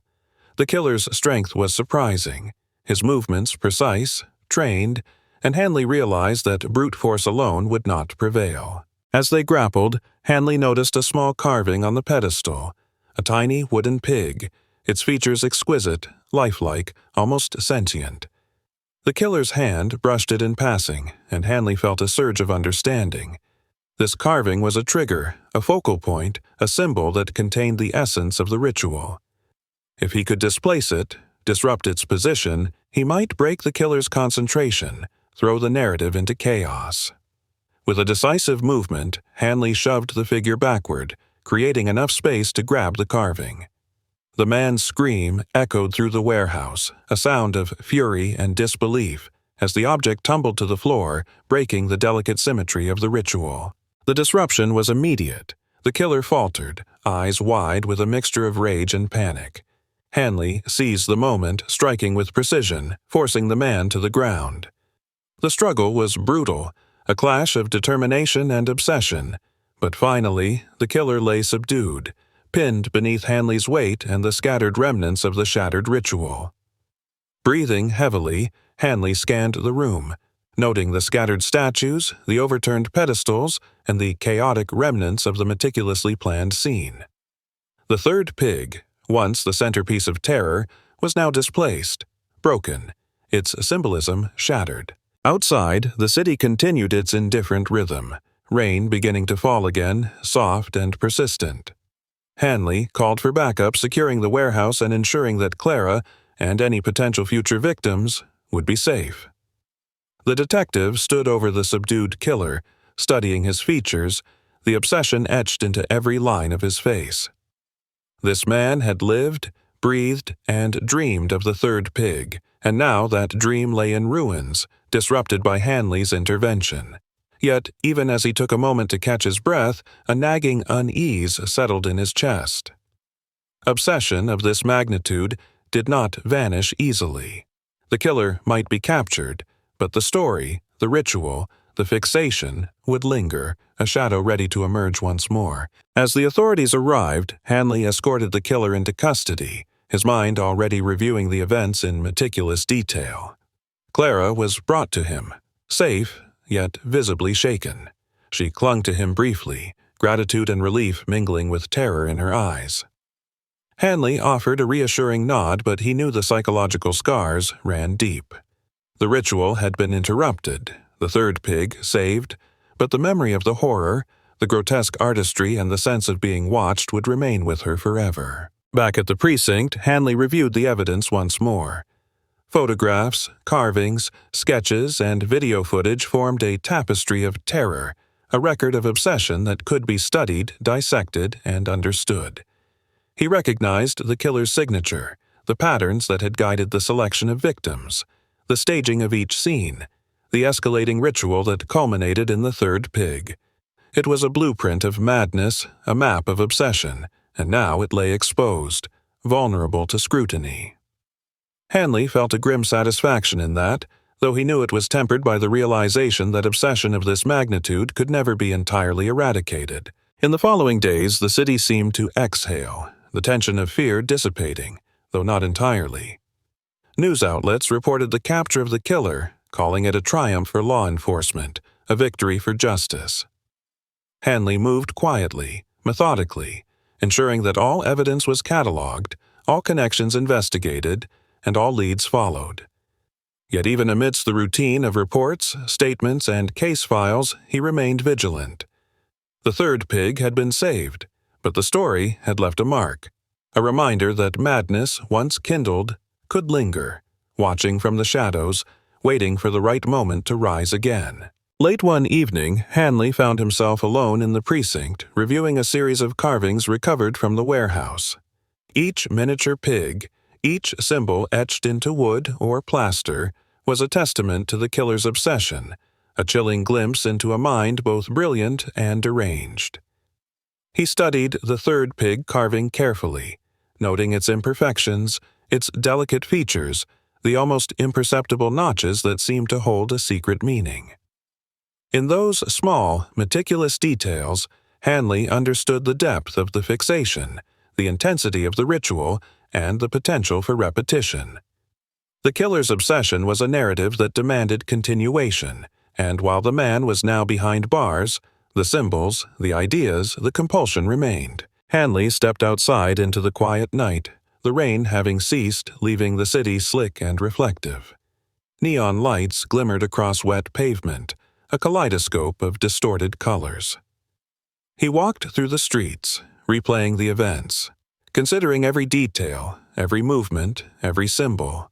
The third pig had been saved, yes, but he could not shake the feeling that the story was unfinished, that the ritual might resurface in some form, somewhere, waiting for a new stage, a new audience, a new actor in its grim theater. In the quiet of his apartment, Hanley finally allowed himself a moment of rest. Yet, sleep remained elusive. His thoughts returned, unbidden, to the hollow eyes of the statues, the grotesque exaggerations, the meticulous carvings, and the palpable sense of observation that had pervaded the warehouse. He knew instinctively that the killer's fixation would not end with capture. Obsession of that magnitude could not simply be caged. It would linger, twist, and perhaps one day find a new expression, a new vessel, a new story to complete. And somewhere in the city, hidden in shadows, the memory of the third pig endured. Its presence, both symbolic and literal, whispered of unfinished business, of narratives not yet fully realized. Detective Hanley, vigilant and weary, understood that his triumph was temporary, that the dark story, the ritualistic obsession, and the terrifying symbolism of the third pig would haunt him, the survivors, and perhaps the city itself for years to come. Detective Hanley couldn't shake the uneasy feeling that had settled over him like a fog. Days had passed since the capture of the killer, yet sleep was still elusive, and the city's normal rhythm felt hollow, distorted. He returned to the precinct early in the morning, reviewing reports, photographs, and sketches from the warehouse, trying to piece together every nuance of the killer's obsession. The third pig, the centerpiece of the ritual, was more than just a carving or a victim. It was a symbol, a focus of a psychotic mind that had been operating with terrifying precision. Hanley's gaze lingered on the empty pedestal's photograph, imagining what might have happened if Clara had not survived. The thought sent a chill down his spine. The investigation was far from over. Although the killer was in custody, his network of preparation, obsession, and ritual left threads that needed to be untangled. There were accomplices to consider, or at least those who might have known of his methods, if not directly assisted. Hanley examined every detail: the carvings, the notes left behind, the patterns in previous crimes, the choice of victims. Each element suggested a mind that was methodical, artistic, and profoundly disturbed. The detective realized that, while he had prevented the immediate completion of the ritual, the underlying psychology of the killer's obsession was something that could not be so easily contained. Hanley spent hours at the precinct cross-referencing similar unsolved cases. He noticed a pattern. Every incident involved symbolic gestures, small sculptures or carvings, a sense of ritual, and a meticulous attention to detail. The killer had likely been operating in obscurity for years, gradually refining his process, escalating the complexity of his crimes. And now, having been interrupted, he was aware that his process had been compromised. Hanley feared that the disruption might provoke the killer into escalating, making the next attempt more extreme, more horrifying. By afternoon, Hanley received a call from Clara. Her voice was hesitant, nervous, yet there was a note of curiosity in it. "Detective, I need to talk to you," she said. "I keep having dreams about the statues, about the third pig. I think it's not over." Hanley's pulse quickened. He knew the trauma could manifest in myriad ways: fear, paranoia, obsessive recollection, but Clara's words suggested something deeper. "Tell me everything," he said calmly, though tension coiled in his chest. She described dreams in which the statues moved, the carvings whispered, and the empty pedestal loomed ominously. Her eyes, wide and haunted, reflected the terror that had been rooted in the killer's ritual. Hanley listened carefully, taking notes in his mind, realizing that the psychological influence of the killer's work extended far beyond the physical acts themselves. That evening, Hanley returned to the site of the warehouse. Despite the authorities having secured the building and removed the killer, something about the space drew him back. The echo of footsteps, the lingering sense of observation, the shadows stretching unnaturally in the dim light, all of it suggested that the place retained the essence of the ritual. He walked through the aisles of scattered crates and pedestals, noting once more the precise arrangement of symbols, scratches, and carvings. The third pig pedestal, though empty, still commanded attention.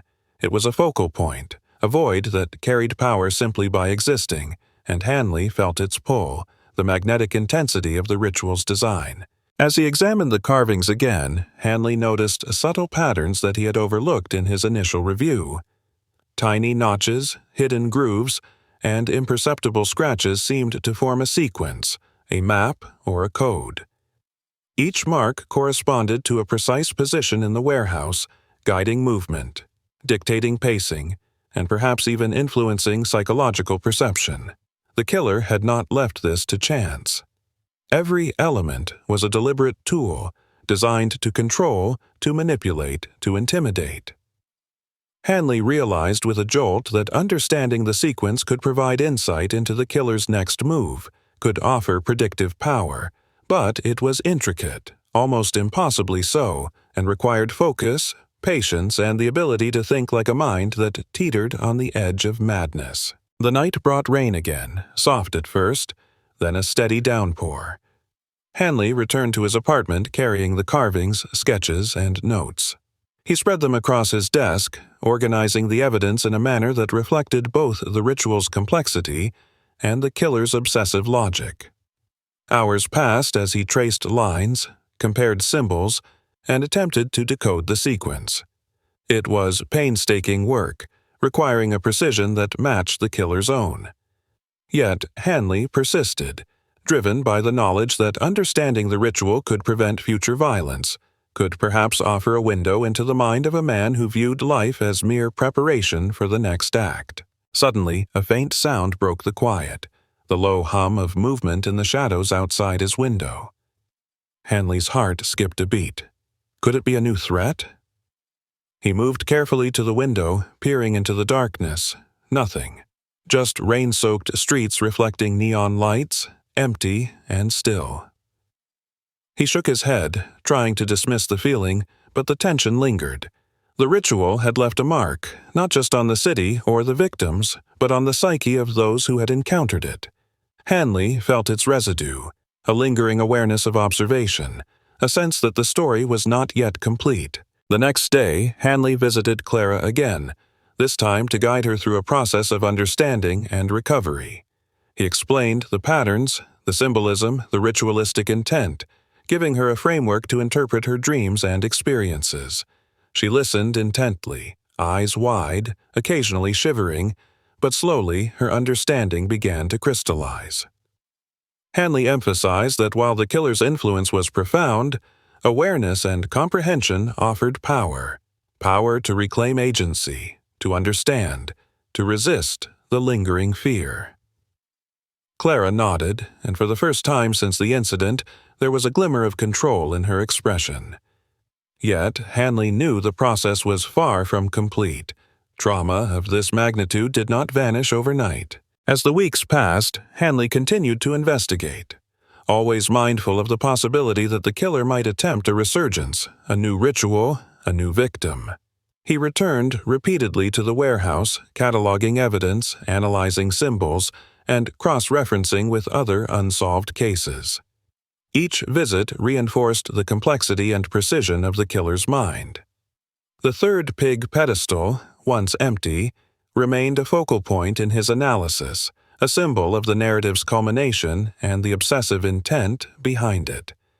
The detective understood that the ritual was not merely about murder, but about story, symbolism, and control, an intricate choreography of terror. One evening, Hanley received a call from the precinct. Another carving had been found left anonymously at a museum of folk art on the opposite side of the city.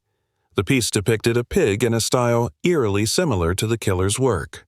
Hanley's pulse quickened. Had the obsession resurfaced? Was this a new actor inspired by the original? Or was it a message from the killer, asserting his continued presence and influence? He rushed to the museum, examining the carving carefully. The craftsmanship was unmistakable, the obsessive detail familiar, yet something was different. A subtle distortion, a variation that suggested evolution, adaptation. The narrative of the third pig, Hanley realized, was not confined to the killer in custody. It had become a phenomenon, a contagion of obsession that could manifest unpredictably. By midnight, Hanley was back at his apartment piecing together the implications of the new discovery. He studied maps, photographs, and reports, tracing patterns, noting similarities, and predicting potential targets. The obsession had extended beyond the immediate physical space, into symbolism, into influence, into the minds of others who might carry forward the ritual. Hanley understood that vigilance was paramount. The third pig was no longer just a victim. It was a concept, a narrative force that demanded completion, recognition, and attention. And he, Detective Hanley, had become its custodian, responsible for ensuring that the narrative did not claim new lives. The following morning, Hanley received a visitor, an elderly man, thin and unassuming, who introduced himself as a historian of folklore. The man claimed to have studied the symbolism of pigs in myth and legend extensively.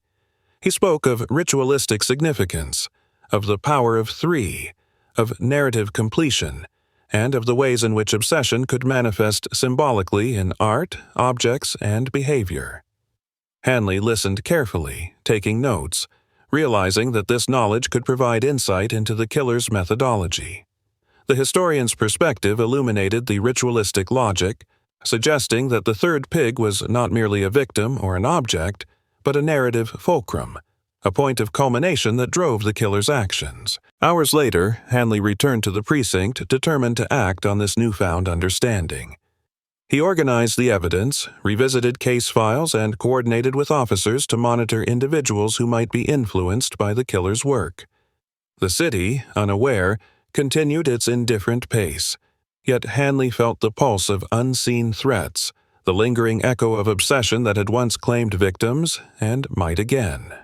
The third pig remained central, its symbolic power undiminished, a reminder that the story was not just about survival, but about understanding, control, and the relentless pursuit of completion by those driven by darkness.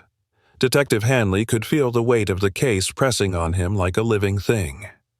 Every night, the third pig loomed in his mind, not merely as a statue or a victim, but as a symbol of obsession, of ritual, and of unfinished stories. The city had returned to its ordinary rhythm, traffic humming, neon lights flickering, and people moving obliviously through the streets, but Hanley's world remained shadowed, as though he were trapped in the edges of someone else's nightmare. Clara's recovery was steady, but even she could not escape the lingering influence of what they had witnessed. The third pig's story was no longer just the killer's. It had embedded itself into the consciousness of everyone involved, a dark imprint that refused to fade. By morning, Hanley was back at the precinct, reviewing footage, photographs, and sketches.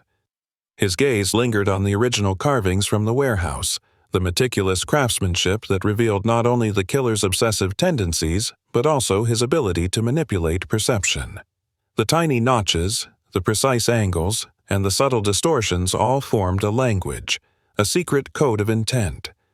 Hanley traced the carvings with his fingers, trying to decipher patterns that might indicate future actions, next targets, or even hidden accomplices.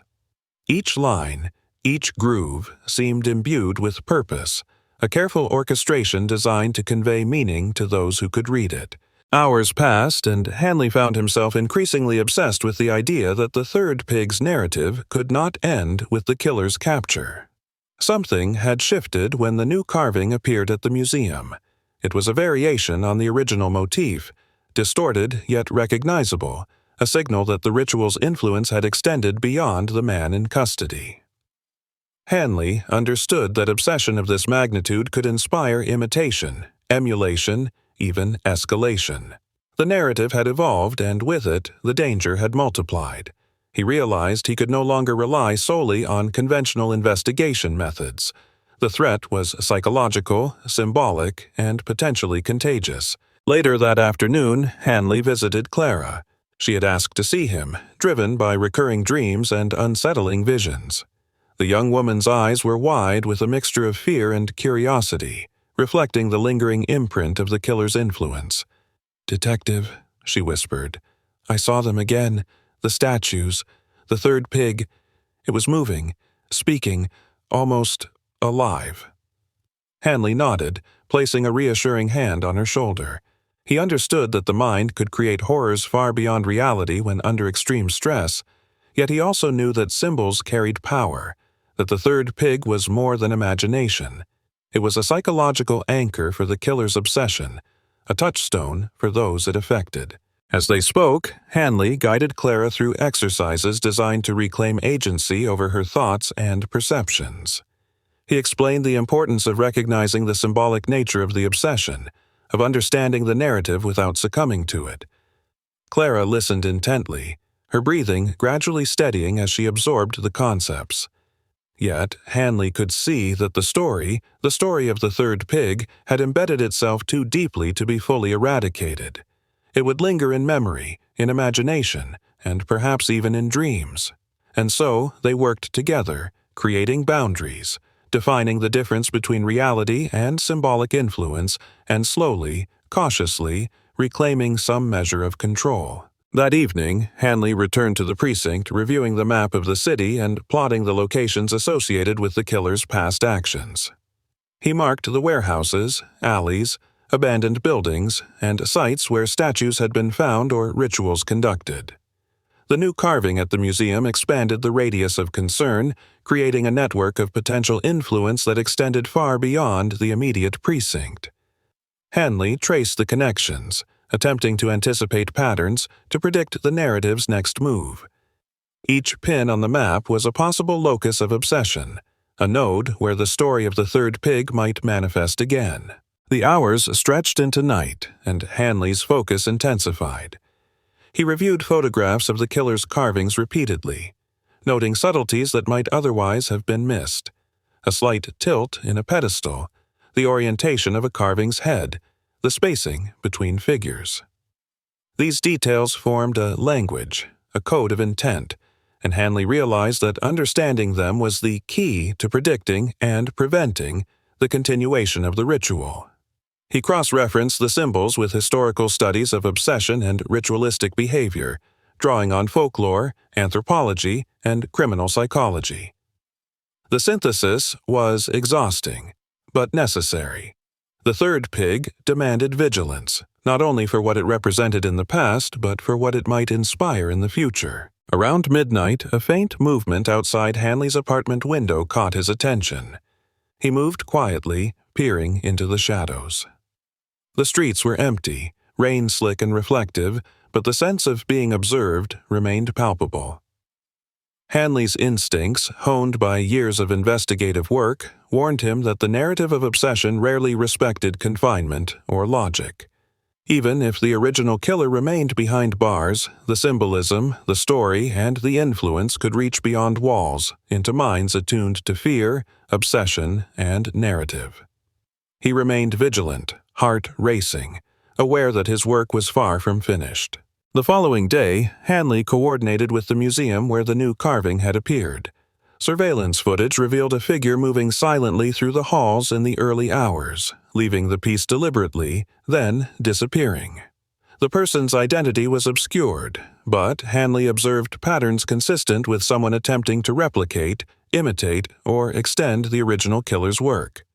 He began compiling a list of individuals who might have the skills, the fixation, or the obsessive tendencies required to continue the narrative. The third pig's story was no longer confined to a single mind.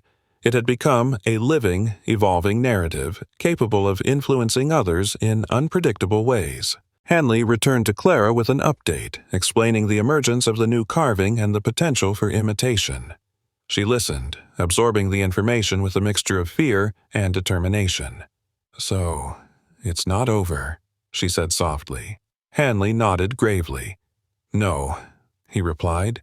"The story has extended beyond the original killer. The third pig is still very much part of the narrative, and it's up to us to understand it, monitor it, and contain its influence." Clara's eyes, reflecting both terror and resolve, met his. She understood the stakes, and though fear lingered, she resolved to participate in the vigilance required. The third pig had become a shared responsibility, a symbol of survival and awareness rather than merely a target of obsession. Over the next week, Hanley worked tirelessly, coordinating with law enforcement, psychologists, and historians of ritual and folklore. He cataloged every carving, every pedestal, and every trace of symbolism, creating a comprehensive archive.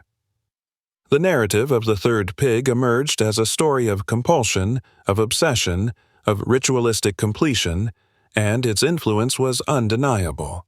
Hanley observed that the story could inspire replication, adaptation, and evolution, and he knew that vigilance required understanding not only the original killer, but the broader context in which obsession could manifest. One night, as Hanley returned home, a package awaited him at the door. It was small, unmarked, and contained a carving, a miniature pig, rendered with the same obsessive attention to detail as the previous pieces. The third pig's visage was unmistakable, yet there were subtle differences, suggesting a hand attempting both homage and deviation. Hanley's pulse quickened as he studied it. The message was clear. The narrative continued. Someone else had taken up the story, inspired by the original ritual. The third pig, once a symbol of completion, had become a symbol of propagation, a dark influence extending into the minds of others. Hanley immediately contacted Clara, explaining the development. Together, they realized that understanding the narrative's evolution was essential. The third pig was no longer static. It was dynamic, capable of inspiring others, capable of extending the reach of obsession beyond a single perpetrator. They discussed strategies for monitoring potential imitators, for studying the symbolic language, and for intervening before new rituals could be enacted. The detective recognized that containment required vigilance, intellect, and collaboration, and that the story of the third pig had become a shared responsibility, one that could not be ignored or underestimated. Late into the night, Hanley examined the new carving once more. Its features, though similar to the original, bore subtle distortions, twists of posture, exaggerated eyes, minute inconsistencies. These were deliberate, conscious deviations, signaling both respect for and reinterpretation of the original obsession.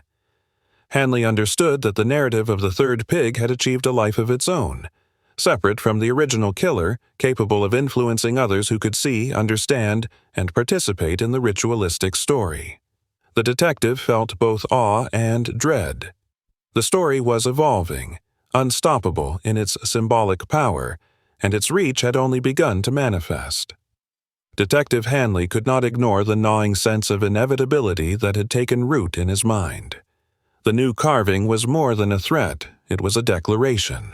Someone else had stepped into the narrative, extending the reach of the third pig's obsession, and Hanley understood that the story was no longer just about survival or capturing a single killer.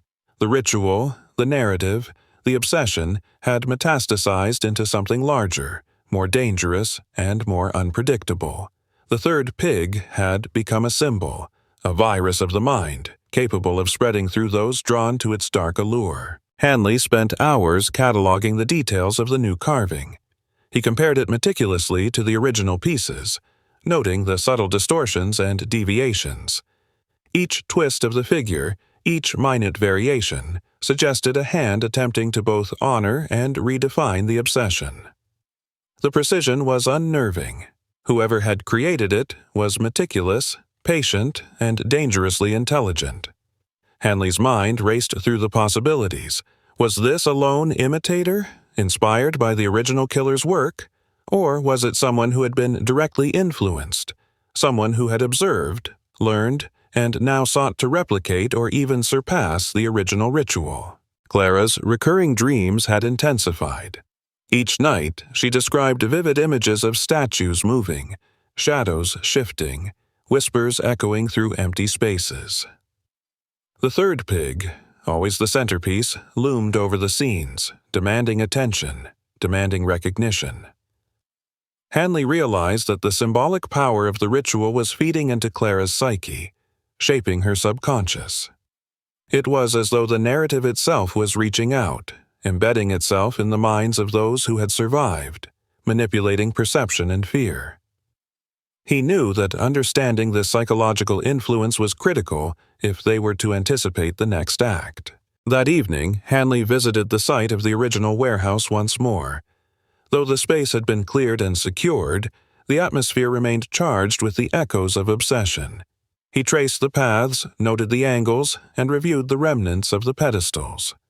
The third pig pedestal, though empty, radiated significance. Hanley studied the layout with a mixture of awe and unease, recognizing the careful orchestration of the space, the way the killer had manipulated perspective, movement, and attention. This was not mere crime, it was choreography, theater, and psychological manipulation woven into one grotesque ritual.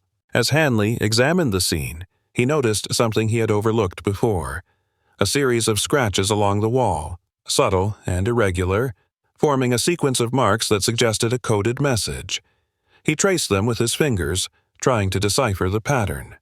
Each mark corresponded to the positioning of the statues, the angles of the carvings, and even the trajectory of the original attacks. It was a meticulous system of signaling, a blueprint of obsession.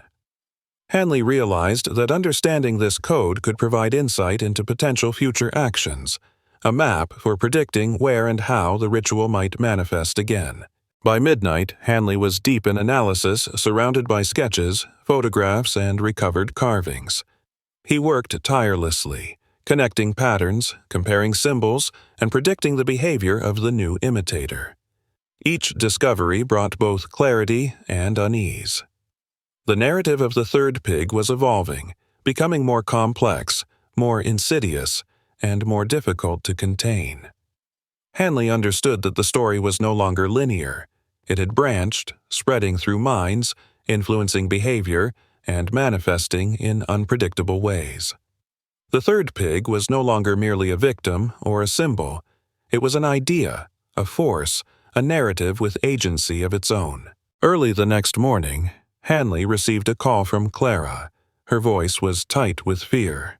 "Detective, I think someone has been following me," she whispered. "I saw shadows outside my window, and last night there was a figure on the street, watching me."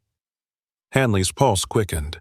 The narrative was now intersecting with reality, extending beyond symbolic influence into direct threat.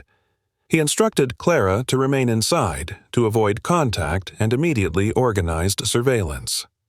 The third pig's story was no longer confined to artifacts or imagination. It had become an active pursuit, a predator stalking those connected to it. Hanley deployed teams to monitor potential points of contact, cross-referencing locations, behaviors, and past incidents.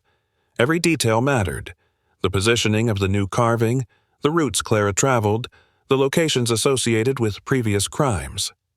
He knew that the imitator, or the original killer, if they had found a way to communicate, was testing boundaries, measuring responses, and possibly preparing for escalation.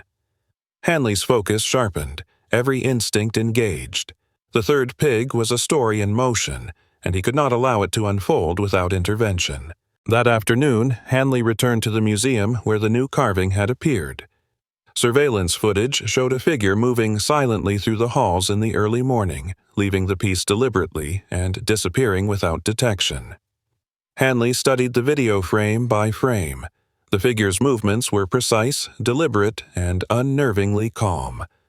Whoever had created the new carving understood the narrative, respected its rules, and had sufficient skill to manipulate perception and avoid detection.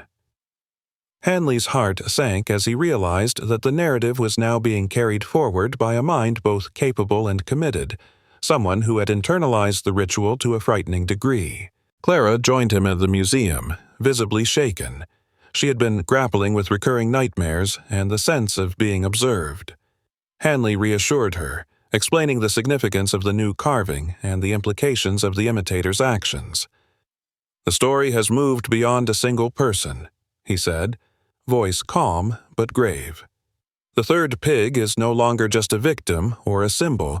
It's become a force, influencing behavior, inspiring imitation. We need to understand it to prevent it from claiming more lives." Clara nodded, absorbing the gravity of the situation. She realized that survival was no longer enough. Awareness, comprehension, and vigilance were equally critical. That night, Hanley returned home carrying the new carving with him. He examined it carefully, noting the subtle distortions, the minute deviations from the original. Each detail suggested deliberate variation, a refinement, or a reinterpretation. The narrative was evolving, moving beyond the original killer's control, and Hanley understood that this evolution was a natural extension of obsession and ritual. The third pig, once a static symbol of terror, was now dynamic, capable of influencing minds, shaping perception, and driving action in unpredictable ways. As he studied the carving, Hanley felt a creeping realization. The narrative had become self-propagating. Its influence extended beyond the original killer, inspiring imitation and engagement. The story was no longer just a record of past crimes. It was an active, evolving force. He traced the lines of the carving, the placement of notches, the angles of the figure's limbs, and he began to see a sequence, a pattern that suggested a timeline, a path, a potential next act. Hanley understood that prediction and intervention were possible, but only if he approached the narrative as both investigator and participant, decoding the ritual while remaining outside its compulsion. Hours later, Hanley contacted law enforcement teams to coordinate monitoring of locations and individuals potentially influenced by the narrative. The goal was containment, awareness, and prevention. Surveillance was heightened, public awareness discreetly raised, and networks of observation established. The third pig, though physically absent, remained a central focus, its symbolic power undiminished. Hanley realized that this vigilance would be ongoing, a continuous effort to prevent the narrative from claiming new participants or victims. As the night deepened, Hanley returned to Clara's apartment. They discussed strategies for recognizing signs of influence, interpreting dreams, and differentiating between symbolic presence and physical threat. The psychological imprint of the third pig was profound, shaping thought and perception in subtle but powerful ways. Hanley emphasized the need for both awareness and rationality. guiding Clara through exercises to reclaim agency over her responses and diminish the narrative's control. Together, they sought to convert fear into understanding, ensuring that the third pig would no longer exert unconscious influence over their lives. By the early morning hours, Hanley stood alone in his apartment, surrounded by sketches, photographs, and carvings. The third pig loomed in his mind as both symbol and narrative, a story that had extended far beyond the original killer, now capable of influencing others and inspiring continuation. He understood that vigilance, comprehension, and intervention were essential to contain this evolving force. The story of the third pig was no longer just a tale of survival. It was a dynamic, living narrative, capable of influencing minds and shaping behavior in profound and unpredictable ways. Detective Hanley could feel the tension tightening around him like a noose. The narrative of the third pig had shifted from isolated obsession into an active, evolving force, reaching beyond the confines of the original killer. Each new carving, each subtle distortion, each whispered story suggested that the ritual had become contagious, a phenomenon capable of inspiring imitation, obsession, and escalation. Hanley realized that his role was no longer merely investigative. He was now a guardian of the narrative, tasked with containing a force that had taken on a life of its own. The morning air was damp with lingering rain as Hanley made his way to the precinct. Reports had begun to arrive of individuals exhibiting strange, obsessive behaviors linked to the third pig motif. A local artisan had left a miniature sculpture in a public park, eerily reminiscent of the original carvings. A janitor at a downtown theater had left a series of cryptic symbols etched into the stage floor, also resembling the obsessive notations Hanley had seen in the warehouse. Each incident reinforced a terrifying reality. The story had spread, taking root in the minds of others who were either inspired, compelled, or influenced by the original ritual. Hanley reviewed the reports meticulously, cataloging each incident, noting similarities and deviations. He recognized the importance of subtlety. These were not direct threats, but manifestations of obsession, indicators that the third pig narrative was gaining momentum, evolving into something independent of any one individual. He mapped the incidents across the city, noting intersections, patterns, and potential loci for escalation. The map was no longer static. It was a dynamic network of influence, a lattice of obsession stretching across the urban landscape, invisible to the unaware public but glaringly apparent to Hanley and his team. Later that afternoon, Hanley visited Clara again. She had begun keeping a journal, recording dreams, observations, and fleeting impressions connected to the third pig. Hanley examined her entries, noting recurring themes: statues moving, shadows shifting, whispers from empty spaces, and, consistently, the presence of the third pig. He guided her through techniques to differentiate between perception influenced by the narrative and reality, reinforcing her awareness and agency. Yet, even as she absorbed these lessons, Hanley sensed the persistent shadow of obsession lingering at the edges of her consciousness. The narrative, he realized, was no longer a threat confined to action. It was now a psychological force capable of shaping thought and perception. That evening, Hanley returned to the scene of the original warehouse one more time. The space, though cleared and sanitized, still radiated an oppressive weight, a subtle imprint of the killer's obsession. He walked the aisles slowly, tracing the arrangement of pedestals, the placement of debris, and the faint marks etched into walls and floors. The third pig pedestal remained empty, yet its significance was palpable.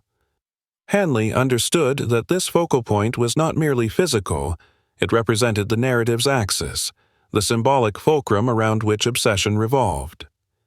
In understanding the pedestal, he could begin to predict, and perhaps influence, the next iterations of the ritual. As Hanley studied the remnants, he noticed something previously overlooked. Tiny notches along the base of the pedestal formed a sequence, almost like musical notation, suggesting rhythm, pacing, or choreography. Each mark corresponded with specific positioning of statues or symbols, hinting at movements or behaviors expected of participants in the ritual. Hanley traced the sequence with his fingers, feeling the rhythm, understanding the deliberate pacing the original killer had imposed. The realization struck him. The third pig was not just a symbol or a victim, it was the center of a choreography, a structured narrative designed to compel obedience, to influence perception, and to dominate thought. By midnight, Hanley was back at his apartment, the new carving from the museum laid out before him alongside the original pieces. The subtle deviations from the original design were fascinating, terrifying, and methodical. Whoever had created this piece was not simply copying. They were evolving the narrative, extending the obsession into new dimensions. Hanley traced each line, each angle, each minute imperfection, deciphering a symbolic language that revealed intent, rhythm, and potential escalation. The third pig, he realized, was no longer static. It had become dynamic, influencing minds, inspiring replication, and shaping the trajectory of future acts. A sudden noise outside drew Hanley's attention. He moved cautiously to the window, peering into the shadowed street below. For a moment, nothing. Then, a figure darted past, barely visible, leaving an impression of motion that set his instincts on edge. The narrative was now intersecting with physical reality. Someone was moving through the city, inspired by, influenced by, or attempting to emulate the ritual of the third pig. Hanley understood that his vigilance could not be limited to observation and analysis. Action was required to prevent further propagation. The following day, Hanley convened a team of officers and psychological consultants. They reviewed the sequence of new incidents, mapped behavioral patterns, and discussed potential preventative measures. Hanley emphasized the importance of understanding the narrative's symbolic logic, as it now functioned as a psychological contagion. Every carving, every symbol, every repetition of the ritual could inspire others, extending the story's reach and influence. The third pig was no longer a single point of concern. It had become a vector, capable of infecting minds, shaping behavior, and perpetuating obsession. Clara joined the meeting, contributing insights from her dreams and observations. She described the recurring images, the statues, the whispers, the looming presence of the third pig. Hanley listened carefully, integrating her experiences into the broader framework of investigation. He recognized that survivors' perceptions were as important as physical evidence. The narrative had a psychological dimension that demanded attention.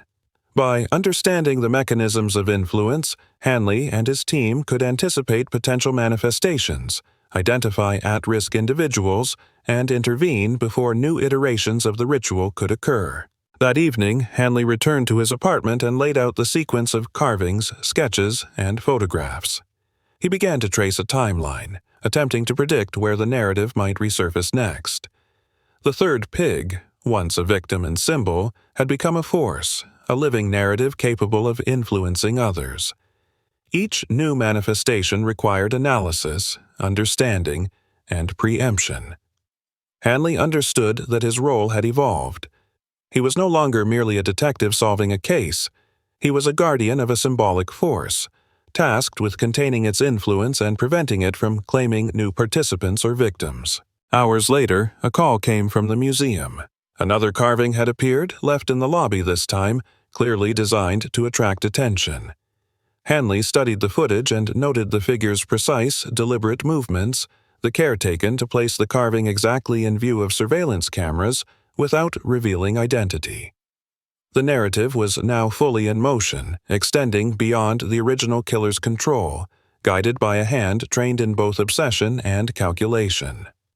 Hanley understood that the third pig was now operating as a story with agency, capable of compelling action, inspiring replication, and influencing perception in ways that could not be contained solely by physical intervention. By midnight, Hanley was again reviewing the artifacts, mapping patterns, and preparing for the next phase of containment. The third pig's story had extended into minds, behaviors, and locations, demanding vigilance, understanding, and decisive action. Hanley realized that the narrative had achieved a form of autonomy. It was no longer tied to a single individual, a single event, or a single ritual. The story had become self-propagating, a symbolic contagion that required both comprehension and intervention to prevent escalation. The third pig, in all its grotesque beauty, had transcended its origin, becoming a force that Hanley alone could not fully predict, but must tirelessly monitor. Detective Hanley felt the pressure mounting with every new development. The third pig was no longer a mere case or a killer's obsession. It had become a pervasive force, infiltrating minds, inspiring imitation, and shaping behaviors in ways he could barely anticipate. Each new carving, each subtle variation, each whisper of influence suggested that the story had taken on a life of its own. Hanley understood that containment required more than investigation. It required comprehension, anticipation, and vigilance at every level, from the physical artifacts to the psychological imprint left on those who had survived the original events. The day began with another report. A small, intricately carved pig had been discovered at the corner of a busy city plaza. It was hidden beneath a bench, partially obscured but unmistakable in style. Hanley arrived at the scene and examined it carefully. The craftsmanship was precise, obsessive, and deliberate, echoing the patterns he had observed in previous carvings. Yet subtle distortions indicated evolution, a conscious effort to reinterpret the ritual while maintaining its symbolic power. Whoever had created this carving was deeply immersed in the narrative, capable of reproducing the obsession with meticulous accuracy. Hanley's team gathered in the precinct to review the incident. They cross-referenced the new carving with previous pieces, noting variations in posture, detail, and execution. Patterns began to emerge.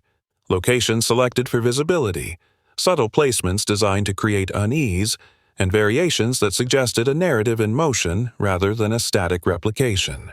The third pig was no longer tied to a single individual.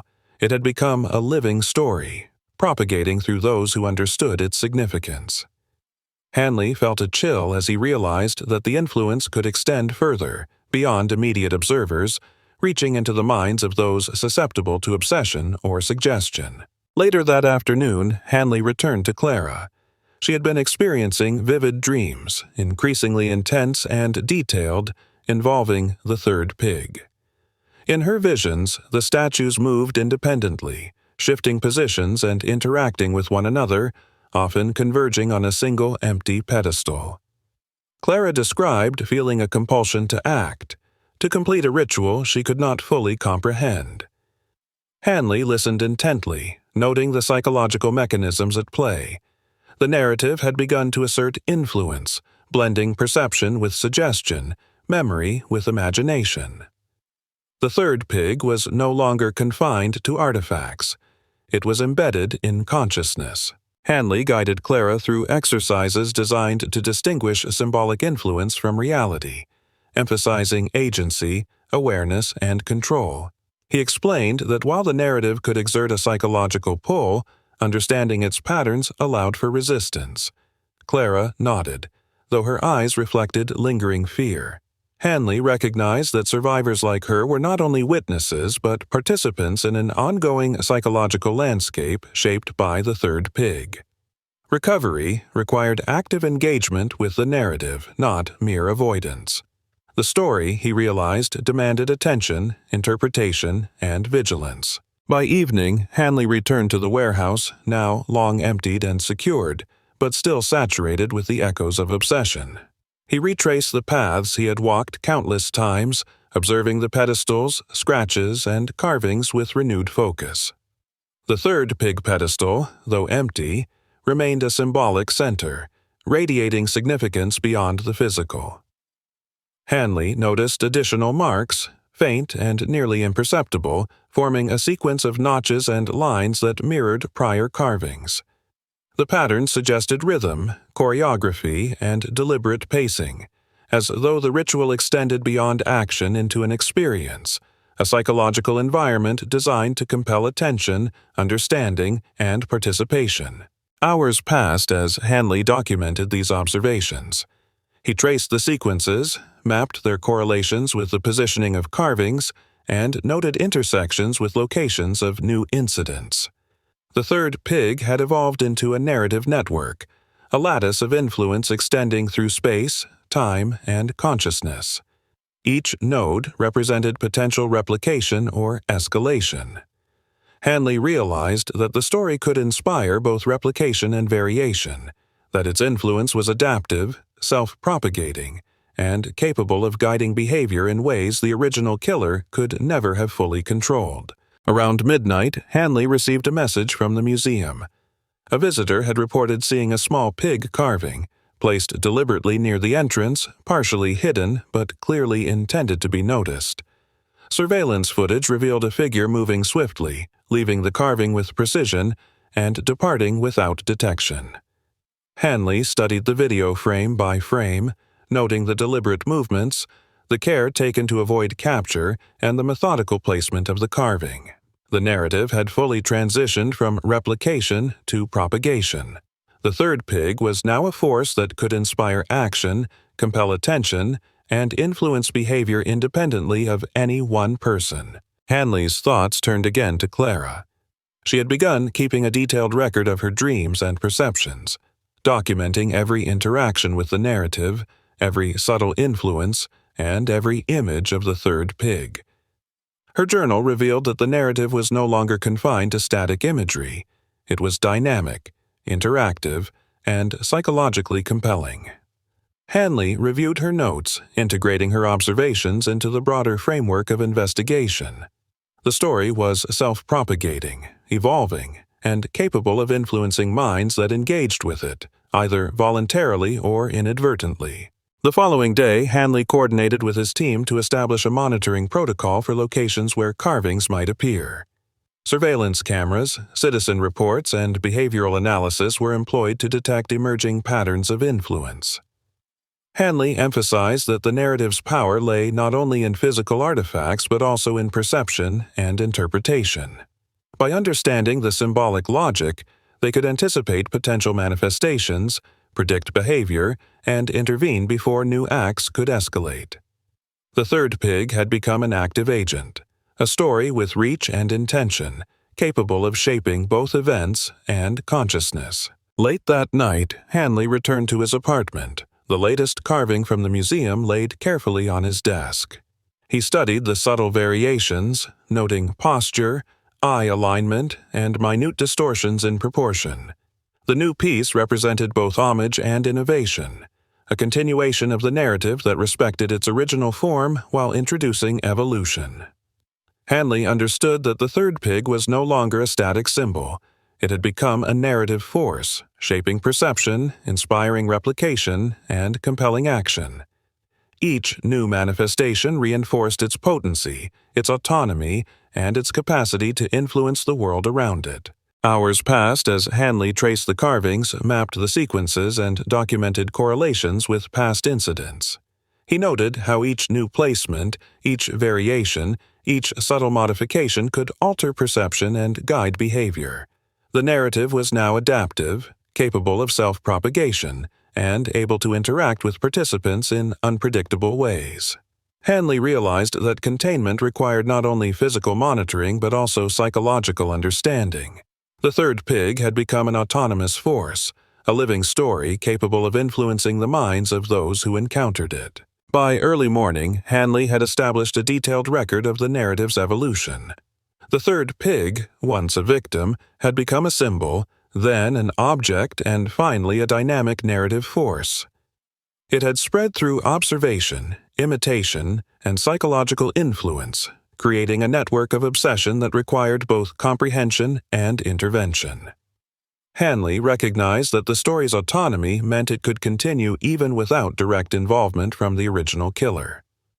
Vigilance, understanding, and preemptive action were essential to prevent the narrative from claiming new participants, inspiring further acts, or embedding itself irreversibly in the minds of others. Hanley's thoughts lingered on the implications. The third pig had transcended its original context, moving from physical artifacts to psychological influence, evolving into a force with reach, intention, and adaptability. Its story was ongoing, its narrative expanding, and its power undeniable.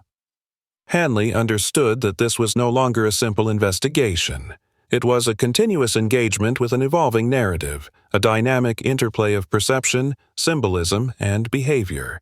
The third pig had become a force in the world, and he, Detective Hanley, was its custodian, responsible for understanding, anticipating, and containing its influence before it spread further.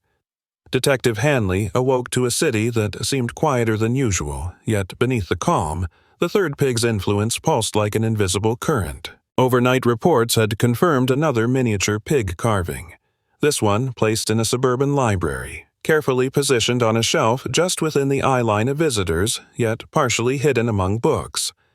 The precision and subtlety suggested both homage and evolution, confirming that the narrative was continuing, independent of the original killer. Hanley understood now that the story had achieved autonomy.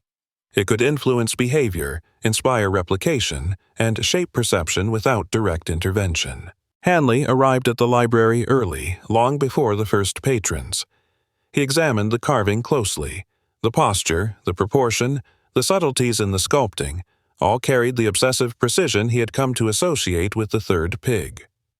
Yet there were differences from previous iterations: a twist in the snout, an exaggeration in the eyes, subtle markings on the base that seemed intentional but inscrutable.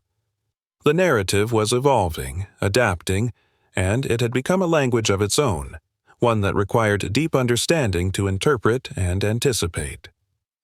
Hanley documented every detail, photographing the piece, noting its spatial relationships with surrounding objects, and mapping it within the growing network of influence. Returning to the precinct, Hanley convened his team. They reviewed the accumulation of incidents, carvings in parks, museums, theaters, libraries, each one demonstrating both fidelity to the original and conscious deviation.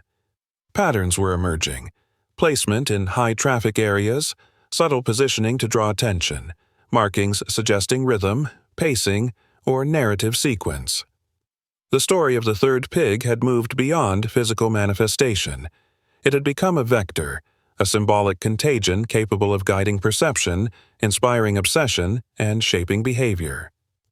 Hanley explained that understanding the narrative's symbolic logic was essential to predicting future incidents. Clara met him after the briefing, her expression tense. She had been experiencing increasingly vivid dreams, now including not just the statues but entire environments: empty warehouses, shadowed streets, flickering lights, and the omnipresent third pig. She described sensations of compulsion, as though the narrative itself was urging her to participate, to replicate actions, to move through a ritual she could not fully comprehend. Hanley listened, absorbing the psychological dimension of the story. The third pig's influence extended far beyond static imagery. It was now embedded in consciousness, shaping thought, perception, and action. Hanley guided Clara through exercises designed to reclaim agency. He emphasized that awareness, understanding, and interpretation could reduce the narrative's power. By identifying the symbolic structures, recognizing patterns, and understanding deviations, they could resist compulsion. Clara's responses were tentative but improving. She began to document the dream sequences, noting patterns, interactions, and consistencies. Hanley realized that survivors like Clara were not merely witnesses. They were analysts, participants in a psychological network shaped by the third pig. Understanding and intervention had become intertwined. Later that evening, Hanley returned to the first warehouse, empty and quiet yet heavy with memory. He walked the familiar paths, tracing the arrangement of pedestals, carvings, and markings. The third pig pedestal remained empty, but its symbolic resonance was undeniable. Subtle scratches along the walls formed sequences, rhythms, and patterns he had noted before. They suggested choreography, an intended flow of observation, movement, and attention. Hanley understood that the narrative's power lay in its structure. Each placement, Each alignment, each deviation, contributed to an immersive psychological experience designed to compel attention and guide behavior. By midnight, Hanley was deep into analysis. He spread out the sketches, photographs, and recovered carvings, comparing proportions, deviations, and placements. The network of influence now included multiple sites, numerous imitators or inspired individuals, and a growing range of subtle variations. The third pig had moved from artifact to idea, from ritual to narrative, from a single mind to a networked influence capable of affecting multiple people. Hanley realized that prediction and intervention were possible but required understanding the narrative's symbolic rules, its patterns, and its potential trajectories. Suddenly, his phone rang. The museum reported a new miniature carving had appeared in the lobby, deliberately positioned to be noticed by visitors and surveillance cameras alike. Hanley reviewed the footage carefully, noting the figure's deliberate, precise movements and the careful placement of the piece. The narrative was now fully mobile, extending beyond individual sites or objects, moving through space and consciousness. Whoever was responsible had internalized the ritual, understood the symbolic logic, and was capable of creating new nodes of influence while avoiding detection. The third pig was no longer static. It was a living story. Hanley's mind raced with implications. The narrative was capable of inspiring imitation, propagating through observation, and shaping behavior independently of any one person. Its evolution suggested intelligence, awareness, and adaptation. The third pig had become self-propagating, a force that could extend its reach through subtle psychological influence. Hanley knew that to contain it, they needed not only physical monitoring but also an understanding of the narrative's psychological impact. Each person who encountered it could become a participant, willingly or unconsciously, in its ongoing ritual. Clara returned with new observations from her dream journal. The images had become more interactive. She described environments where statues moved, shadows shifted, and the narrative seemed to respond to her presence. Hanley noted the increased complexity. The third pig had evolved into an interactive story capable of engaging participants, influencing perception, and guiding action. They discussed strategies for interpretation, agency, and resistance. Hanley emphasized the importance of documenting patterns, recognizing symbolic structures, and maintaining awareness to prevent the narrative from taking hold uncontrollably. By early morning, Hanley had integrated all recent incidents into a growing map of influence. Locations, patterns, deviations, and symbolic elements were cataloged in detail. The narrative had grown far beyond its origin, a living, evolving force capable of shaping perception, influencing behavior, and inspiring replication. The third pig, once a mere symbol of terror, had become a dynamic agent, self-propagating, adaptive, and capable of compelling attention and action. Hanley understood that containment required constant vigilance, comprehension, and intervention. The detective's thoughts turned to the future. The narrative's evolution was ongoing. Its symbolic force could inspire new manifestations, new participants, and new behaviors. Each new carving, each dream, each subtle deviation represented a potential escalation. Hanley realized that survival alone was no longer sufficient. Understanding, engagement, and monitoring were essential. The third pig had transcended its original context, evolving into a story with agency, reach, and influence capable of shaping the world around it. As he prepared to leave for another day of monitoring, Hanley felt the weight of responsibility settle over him. The third pig's narrative had grown beyond mere crime. It was a force embedded in consciousness, capable of inspiring imitation, guiding perception, and extending in influence. Each day brought new manifestations, new challenges, and new psychological stakes. Hanley understood that vigilance, analysis, and preemption were no longer optional. They were essential to prevent further propagation of the narrative, to maintain control, and to ensure that the story did not claim new victims or participants. Detective Hanley felt the city pulsing with tension as he walked the quiet streets that night. The third pig had moved far beyond its origin, spreading through minds, spaces, and artifacts with a subtle but undeniable influence. Each new carving, each whispered story, each variation was not merely an echo of obsession, it was an extension, a continuation, and a potential escalation. Hanley knew that the narrative had become autonomous, capable of inspiring imitation, guiding behavior, and embedding itself in consciousness. He could no longer consider it a single case, it was a living, evolving force. Early reports confirmed another placement. A miniature pig had been discovered inside a downtown cafe, nestled carefully among sugar packets and napkin dispensers. The craftsmanship was precise, obsessive, and meticulous, yet with variations that distinguished it from previous pieces, a slight elongation of the limbs, a subtle distortion in the eyes, and a base marked with barely perceptible notches. Hanley arrived at the scene and documented every detail. The narrative had now become a network, extending its reach through careful placement, subtle modification, and psychological influence. It was a show both homage and innovation, a continuation of obsession now operating independently of the original killer. Hanley returned to the precinct to compare this latest carving with previous artifacts. The team observed not only fidelity to the original style, but also conscious evolution, new details, slight adjustments, and symbolic deviations that suggested an understanding of the narrative's rules and intentions. Patterns were emerging, placements in high-traffic areas, careful concealment, and deliberate attention to visibility. The story of the third pig was now a vector, capable of influencing thought, inspiring obsession, and guiding behavior across a growing network of observers. Hanley realized that containment would require understanding these patterns and anticipating the narrative's trajectory. Clara arrived shortly after, her expression a mixture of fear and determination. Her dreams had become more vivid, more interactive, and more compelling. She described moving through shadowed corridors, encountering statues that shifted position, and experiencing a sense of compulsion to complete rituals she did not fully understand. Hanley listened carefully, noting the narrative's psychological reach. The third pig was no longer confined to physical objects.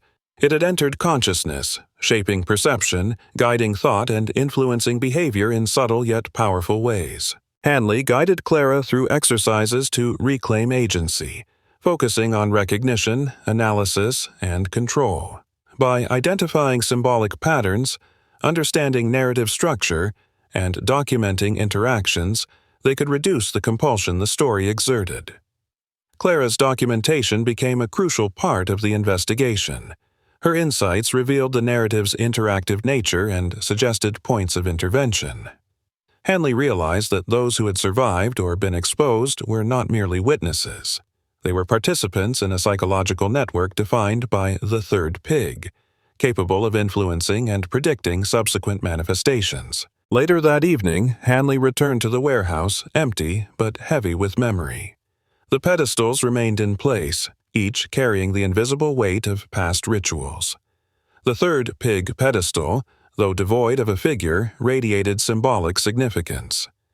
Hanley noted additional scratches and faint marks that formed sequences, rhythm, and pattern. These subtle details suggested choreography, deliberate pacing, and intended observation. The story's power lay not in individual artifacts but in the structure, the arrangement, the rhythm, and the symbolic narrative that compelled attention and guided behavior. Understanding these elements was critical for anticipating and preventing further manifestations. By midnight, Hanley was surrounded by sketches, photographs, and recovered carvings. He traced lines, compared deviations, and mapped sequences to locations across the city. The third pig had become a narrative network, self-propagating, adaptive, and capable of influencing minds beyond the reach of any one person. Each new placement, each variation, each subtle adjustment added a node to this growing web of influence. Hanley realized that the story could inspire imitation, guide action, and create psychological engagement independent of physical artifacts. The narrative had transcended its original confines. Suddenly, his phone rang. The museum reported another incident. A visitor had discovered a miniature pig carving near a display of unrelated artifacts placed to be visible but easily overlooked. Surveillance footage captured a figure moving swiftly, placing the carving with precision, then leaving undetected. Hanley studied the video frame by frame, noting deliberate, controlled movements and careful positioning. Whoever was responsible understood the narrative's rules, internalized its symbolic logic, and was capable of creating new nodes of influence. The third pig was no longer a passive story. It had become an active force. Hanley's mind turned to strategy. Containment required vigilance, psychological understanding, and proactive intervention. The narrative had demonstrated autonomy, adaptability, and reach, and its influence extended through observation, imitation, and subtle psychological cues. Each artifact, dream, or memory represented a potential propagation point, a node in a network of influence capable of extending the story further. Hanley mapped these nodes carefully, looking for intersections, potential escalations, and vulnerabilities in the narrative's structure. Clara contributed her dream records, noting patterns, deviations, and interactive elements.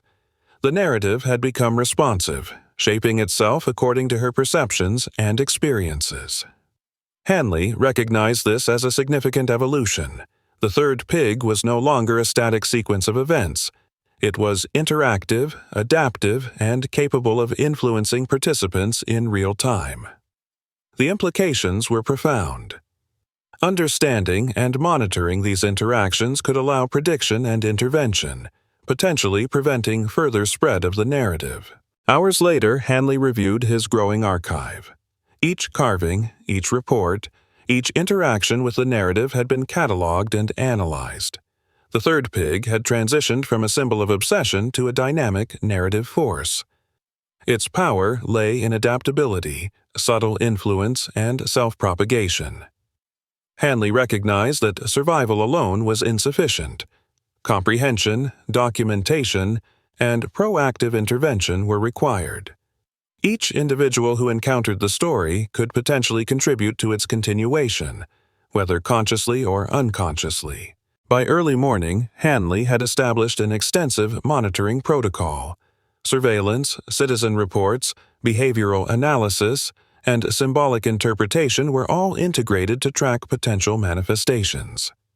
The third pig, once a simple case of obsession and violence, had become a living story, extending its influence through artifacts, perception, and interaction. Hanley understood that the narrative's evolution required constant attention, rigorous analysis, and active containment to prevent escalation. He reflected on the broader implications.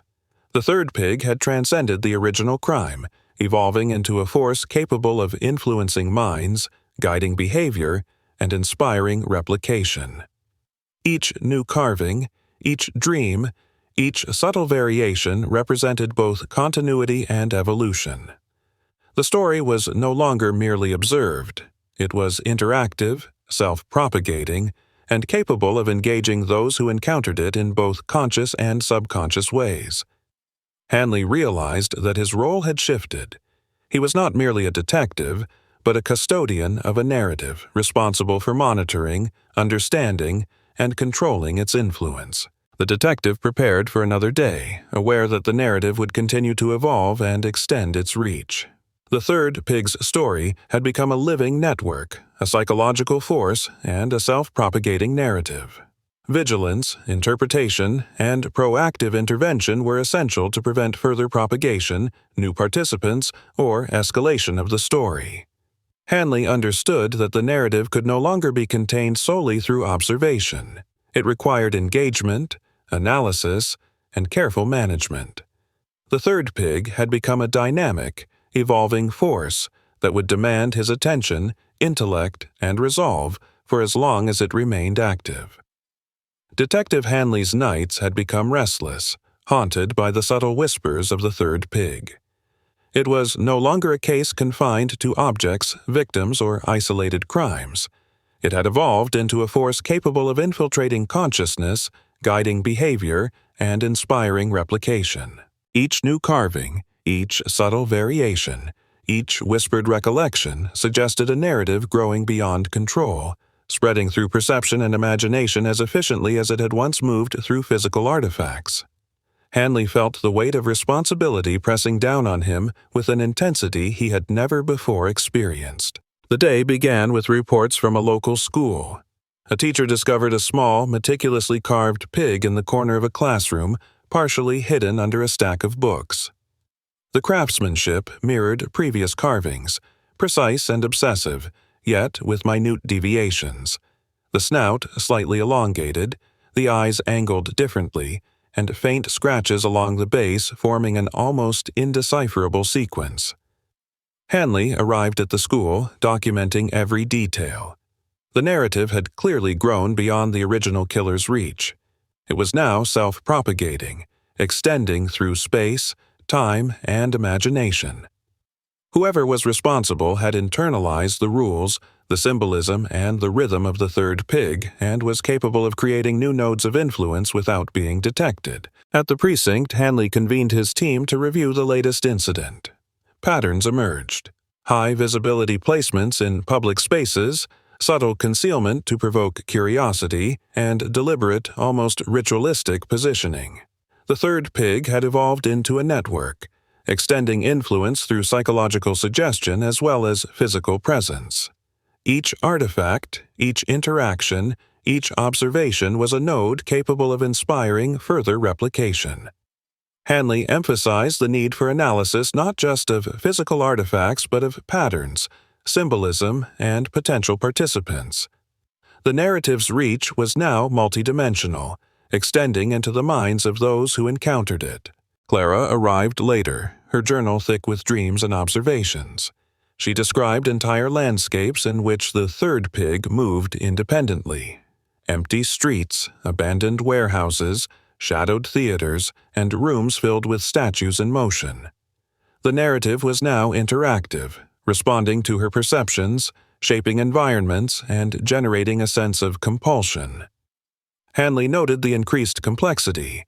The third pig was no longer a static story or an isolated obsession.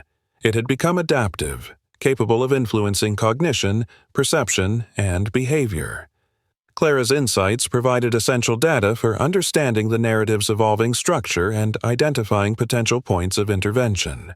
Hanley guided Clara through exercises to reclaim agency. He focused on recognition, pattern identification, and documentation, emphasizing that understanding the narrative's rules could reduce its compulsion. Clara's growing awareness allowed her to differentiate between influence and reality, to recognize symbolic cues, and to resist the narrative's pull. Hanley realized that survivors like her were not merely witnesses. They were active participants in a psychological network created by the third pig, contributing to understanding, monitoring, and ultimately containing its influence. That evening, Hanley returned to the original warehouse. Though emptied and sanitized, it remained heavy with memory. The pedestals, walls, and floors bore traces of the original ritual, faint yet significant. The third pig pedestal, still empty, radiated symbolic weight. Hanley examined additional scratches, faint notches, and subtle marks forming sequences of rhythm and pattern. These signs suggested choreography, a deliberate pacing of attention, movement, and interaction. The narrative's power, he realized, lay in its structure as much as its content. Understanding these structures was key to predicting, anticipating, and preventing further manifestations. By midnight, Hanley had laid out photographs, sketches, and recovered carvings, analyzing deviations and mapping patterns. The third pig had become a narrative lattice, extending across multiple sites and minds. Each new manifestation added a node to this evolving network, influencing observers and inspiring replication. Hanley recognized that the story could guide behavior, shape perception, and compel action independently of any single individual. The narrative's autonomy had become undeniable. It was no longer merely observed. It was participatory, adaptive, and dynamic. Suddenly, his phone rang. The museum reported another incident. A visitor had found a miniature pig placed in a gallery corner, deliberately positioned to be noticed but easily overlooked. Surveillance footage captured a figure moving with deliberate care, placing the carving, then departing without detection. Hanley reviewed the footage frame by frame. The movements were precise, calculated, and informed by deep understanding of the narrative. Whoever was responsible had internalized the symbolic logic and was capable of expanding the network of influence autonomously. The third pig had become a living story, operating through artifacts, perception, and interaction. Hanley's thoughts turned to strategy. Containment required a combination of vigilance, analysis, and psychological understanding. The narrative's reach extended through observation, imitation, and symbolic interpretation. Each artifact, dream, or memory represented a potential propagation point. Hanley mapped these nodes, identifying intersections, possible escalations, and vulnerabilities. Intervention was necessary, not only to prevent physical replication, but to mitigate psychological influence, ensuring that the narrative did not embed irreversibly in new minds. Clara contributed detailed observations from her dream journal, noting interactions, environmental shifts, and patterns. The third pig had evolved further. It was responsive, adaptive, and interactive, capable of engaging participants dynamically. Hanley recognized the significance. The narrative could no longer be treated as static. Each participant, whether aware or unconscious, became a potential vector for continuation. Understanding the interactive elements was essential for containment, allowing prediction and preemption of new manifestations. Hours passed as Hanley compiled his findings into a detailed archive. Each carving, each report, each interaction was cataloged and analyzed. The third pig had transitioned from symbol to artifact, from artifact to narrative, from narrative to networked influence. Its power lay in adaptability, subtle suggestion, and self-propagation. Hanley realized that mere survival or observation was insufficient. Proactive engagement, understanding, and monitoring were essential. Each individual who encountered the story could contribute to its perpetuation, consciously or unconsciously. By early morning, Hanley had implemented a comprehensive monitoring protocol. Surveillance, behavioral analysis, citizen reports, and symbolic interpretation were integrated to track potential manifestations. The third pig, once a singular obsession, had become a self-sustaining narrative, extending influence through artifacts, perception, and cognition. Hanley knew that containment required constant vigilance, pattern recognition, and intervention at every level of interaction. The narrative's evolution demanded continuous attention, intellectual rigor, and strategic foresight. As Hanley prepared for another day, he reflected on the narrative's trajectory. The third pig had transcended its original context, becoming a force capable of influencing thought, guiding behavior, and inspiring replication. Each carving, each dream, each subtle variation represented both continuity and innovation, extending the story's reach and impact. Hanley understood that his role had shifted fundamentally. He was no longer simply a detective, but a custodian of a living, evolving narrative, responsible for monitoring, interpreting, and containing its influence to prevent further escalation or new participants from being drawn in. Detective Hanley moved through the city with a heightened sense of vigilance. The third pig had transformed from an isolated case into a pervasive psychological force, influencing minds, shaping behaviors, and inspiring replication in ways that were becoming increasingly difficult to track. Each new carving, each subtle variation, each whispered recollection indicated that the narrative had acquired autonomy. Hanley understood that the story was no longer tied to a single perpetrator. It was now a living, evolving entity capable of self-propagation. Early that morning, reports came in from a local bookstore. A miniature pig carving had been discovered nestled between the pages of a popular novel, carefully placed so that it would be noticed by unsuspecting readers. The craftsmanship bore the obsessive precision he had come to recognize, yet the posture, facial expression, and base markings were slightly altered. Hanley examined the piece meticulously. The narrative's reach had expanded into public spaces where curiosity, attention, and observation were highest, and its evolution indicated both homage and innovation. Whoever was responsible had internalized the rules of the third pig, creating new nodes of influence while remaining undetected. At the precinct, Hanley assembled his team. They compared this latest carving with prior artifacts, analyzing both consistency and deviation. Patterns were evident: high-traffic locations, subtle concealment to provoke curiosity, deliberate positioning, and minute variations to sustain attention. The narrative had evolved into a self-propagating network, extending its reach through perception, observation, and replication. Hanley emphasized that understanding the symbolic logic, sequence, and pattern was critical to predicting potential new manifestations. The third pig had moved from object to idea, from ritual to narrative, from narrative to networked influence. Clara arrived, her journal heavier than ever. Her dreams had intensified. The third pig moved through expansive, interactive environments, manipulating light, shadows, and perception. She reported an increased sense of compulsion to engage with the narrative, to follow invisible rhythms, and to replicate gestures she could not fully explain. Hanley listened closely, noting the narrative's adaptability. The third pig was no longer confined to physical artifacts. It had entered consciousness, shaping perception, guiding behavior, and embedding itself in thought. Clara's observations provided critical insight into the narrative's psychological mechanisms, revealing interactive elements that extended beyond simple replication. Hanley guided Clara through strategies to maintain agency and resist compulsion. They focused on pattern recognition, symbolic interpretation, and deliberate documentation. Awareness became a tool of containment. Understanding the narrative's logic and rhythm allowed participants to reclaim control. Clara's growing comprehension allowed her to identify interactive elements, subtle cues, and recurring motifs.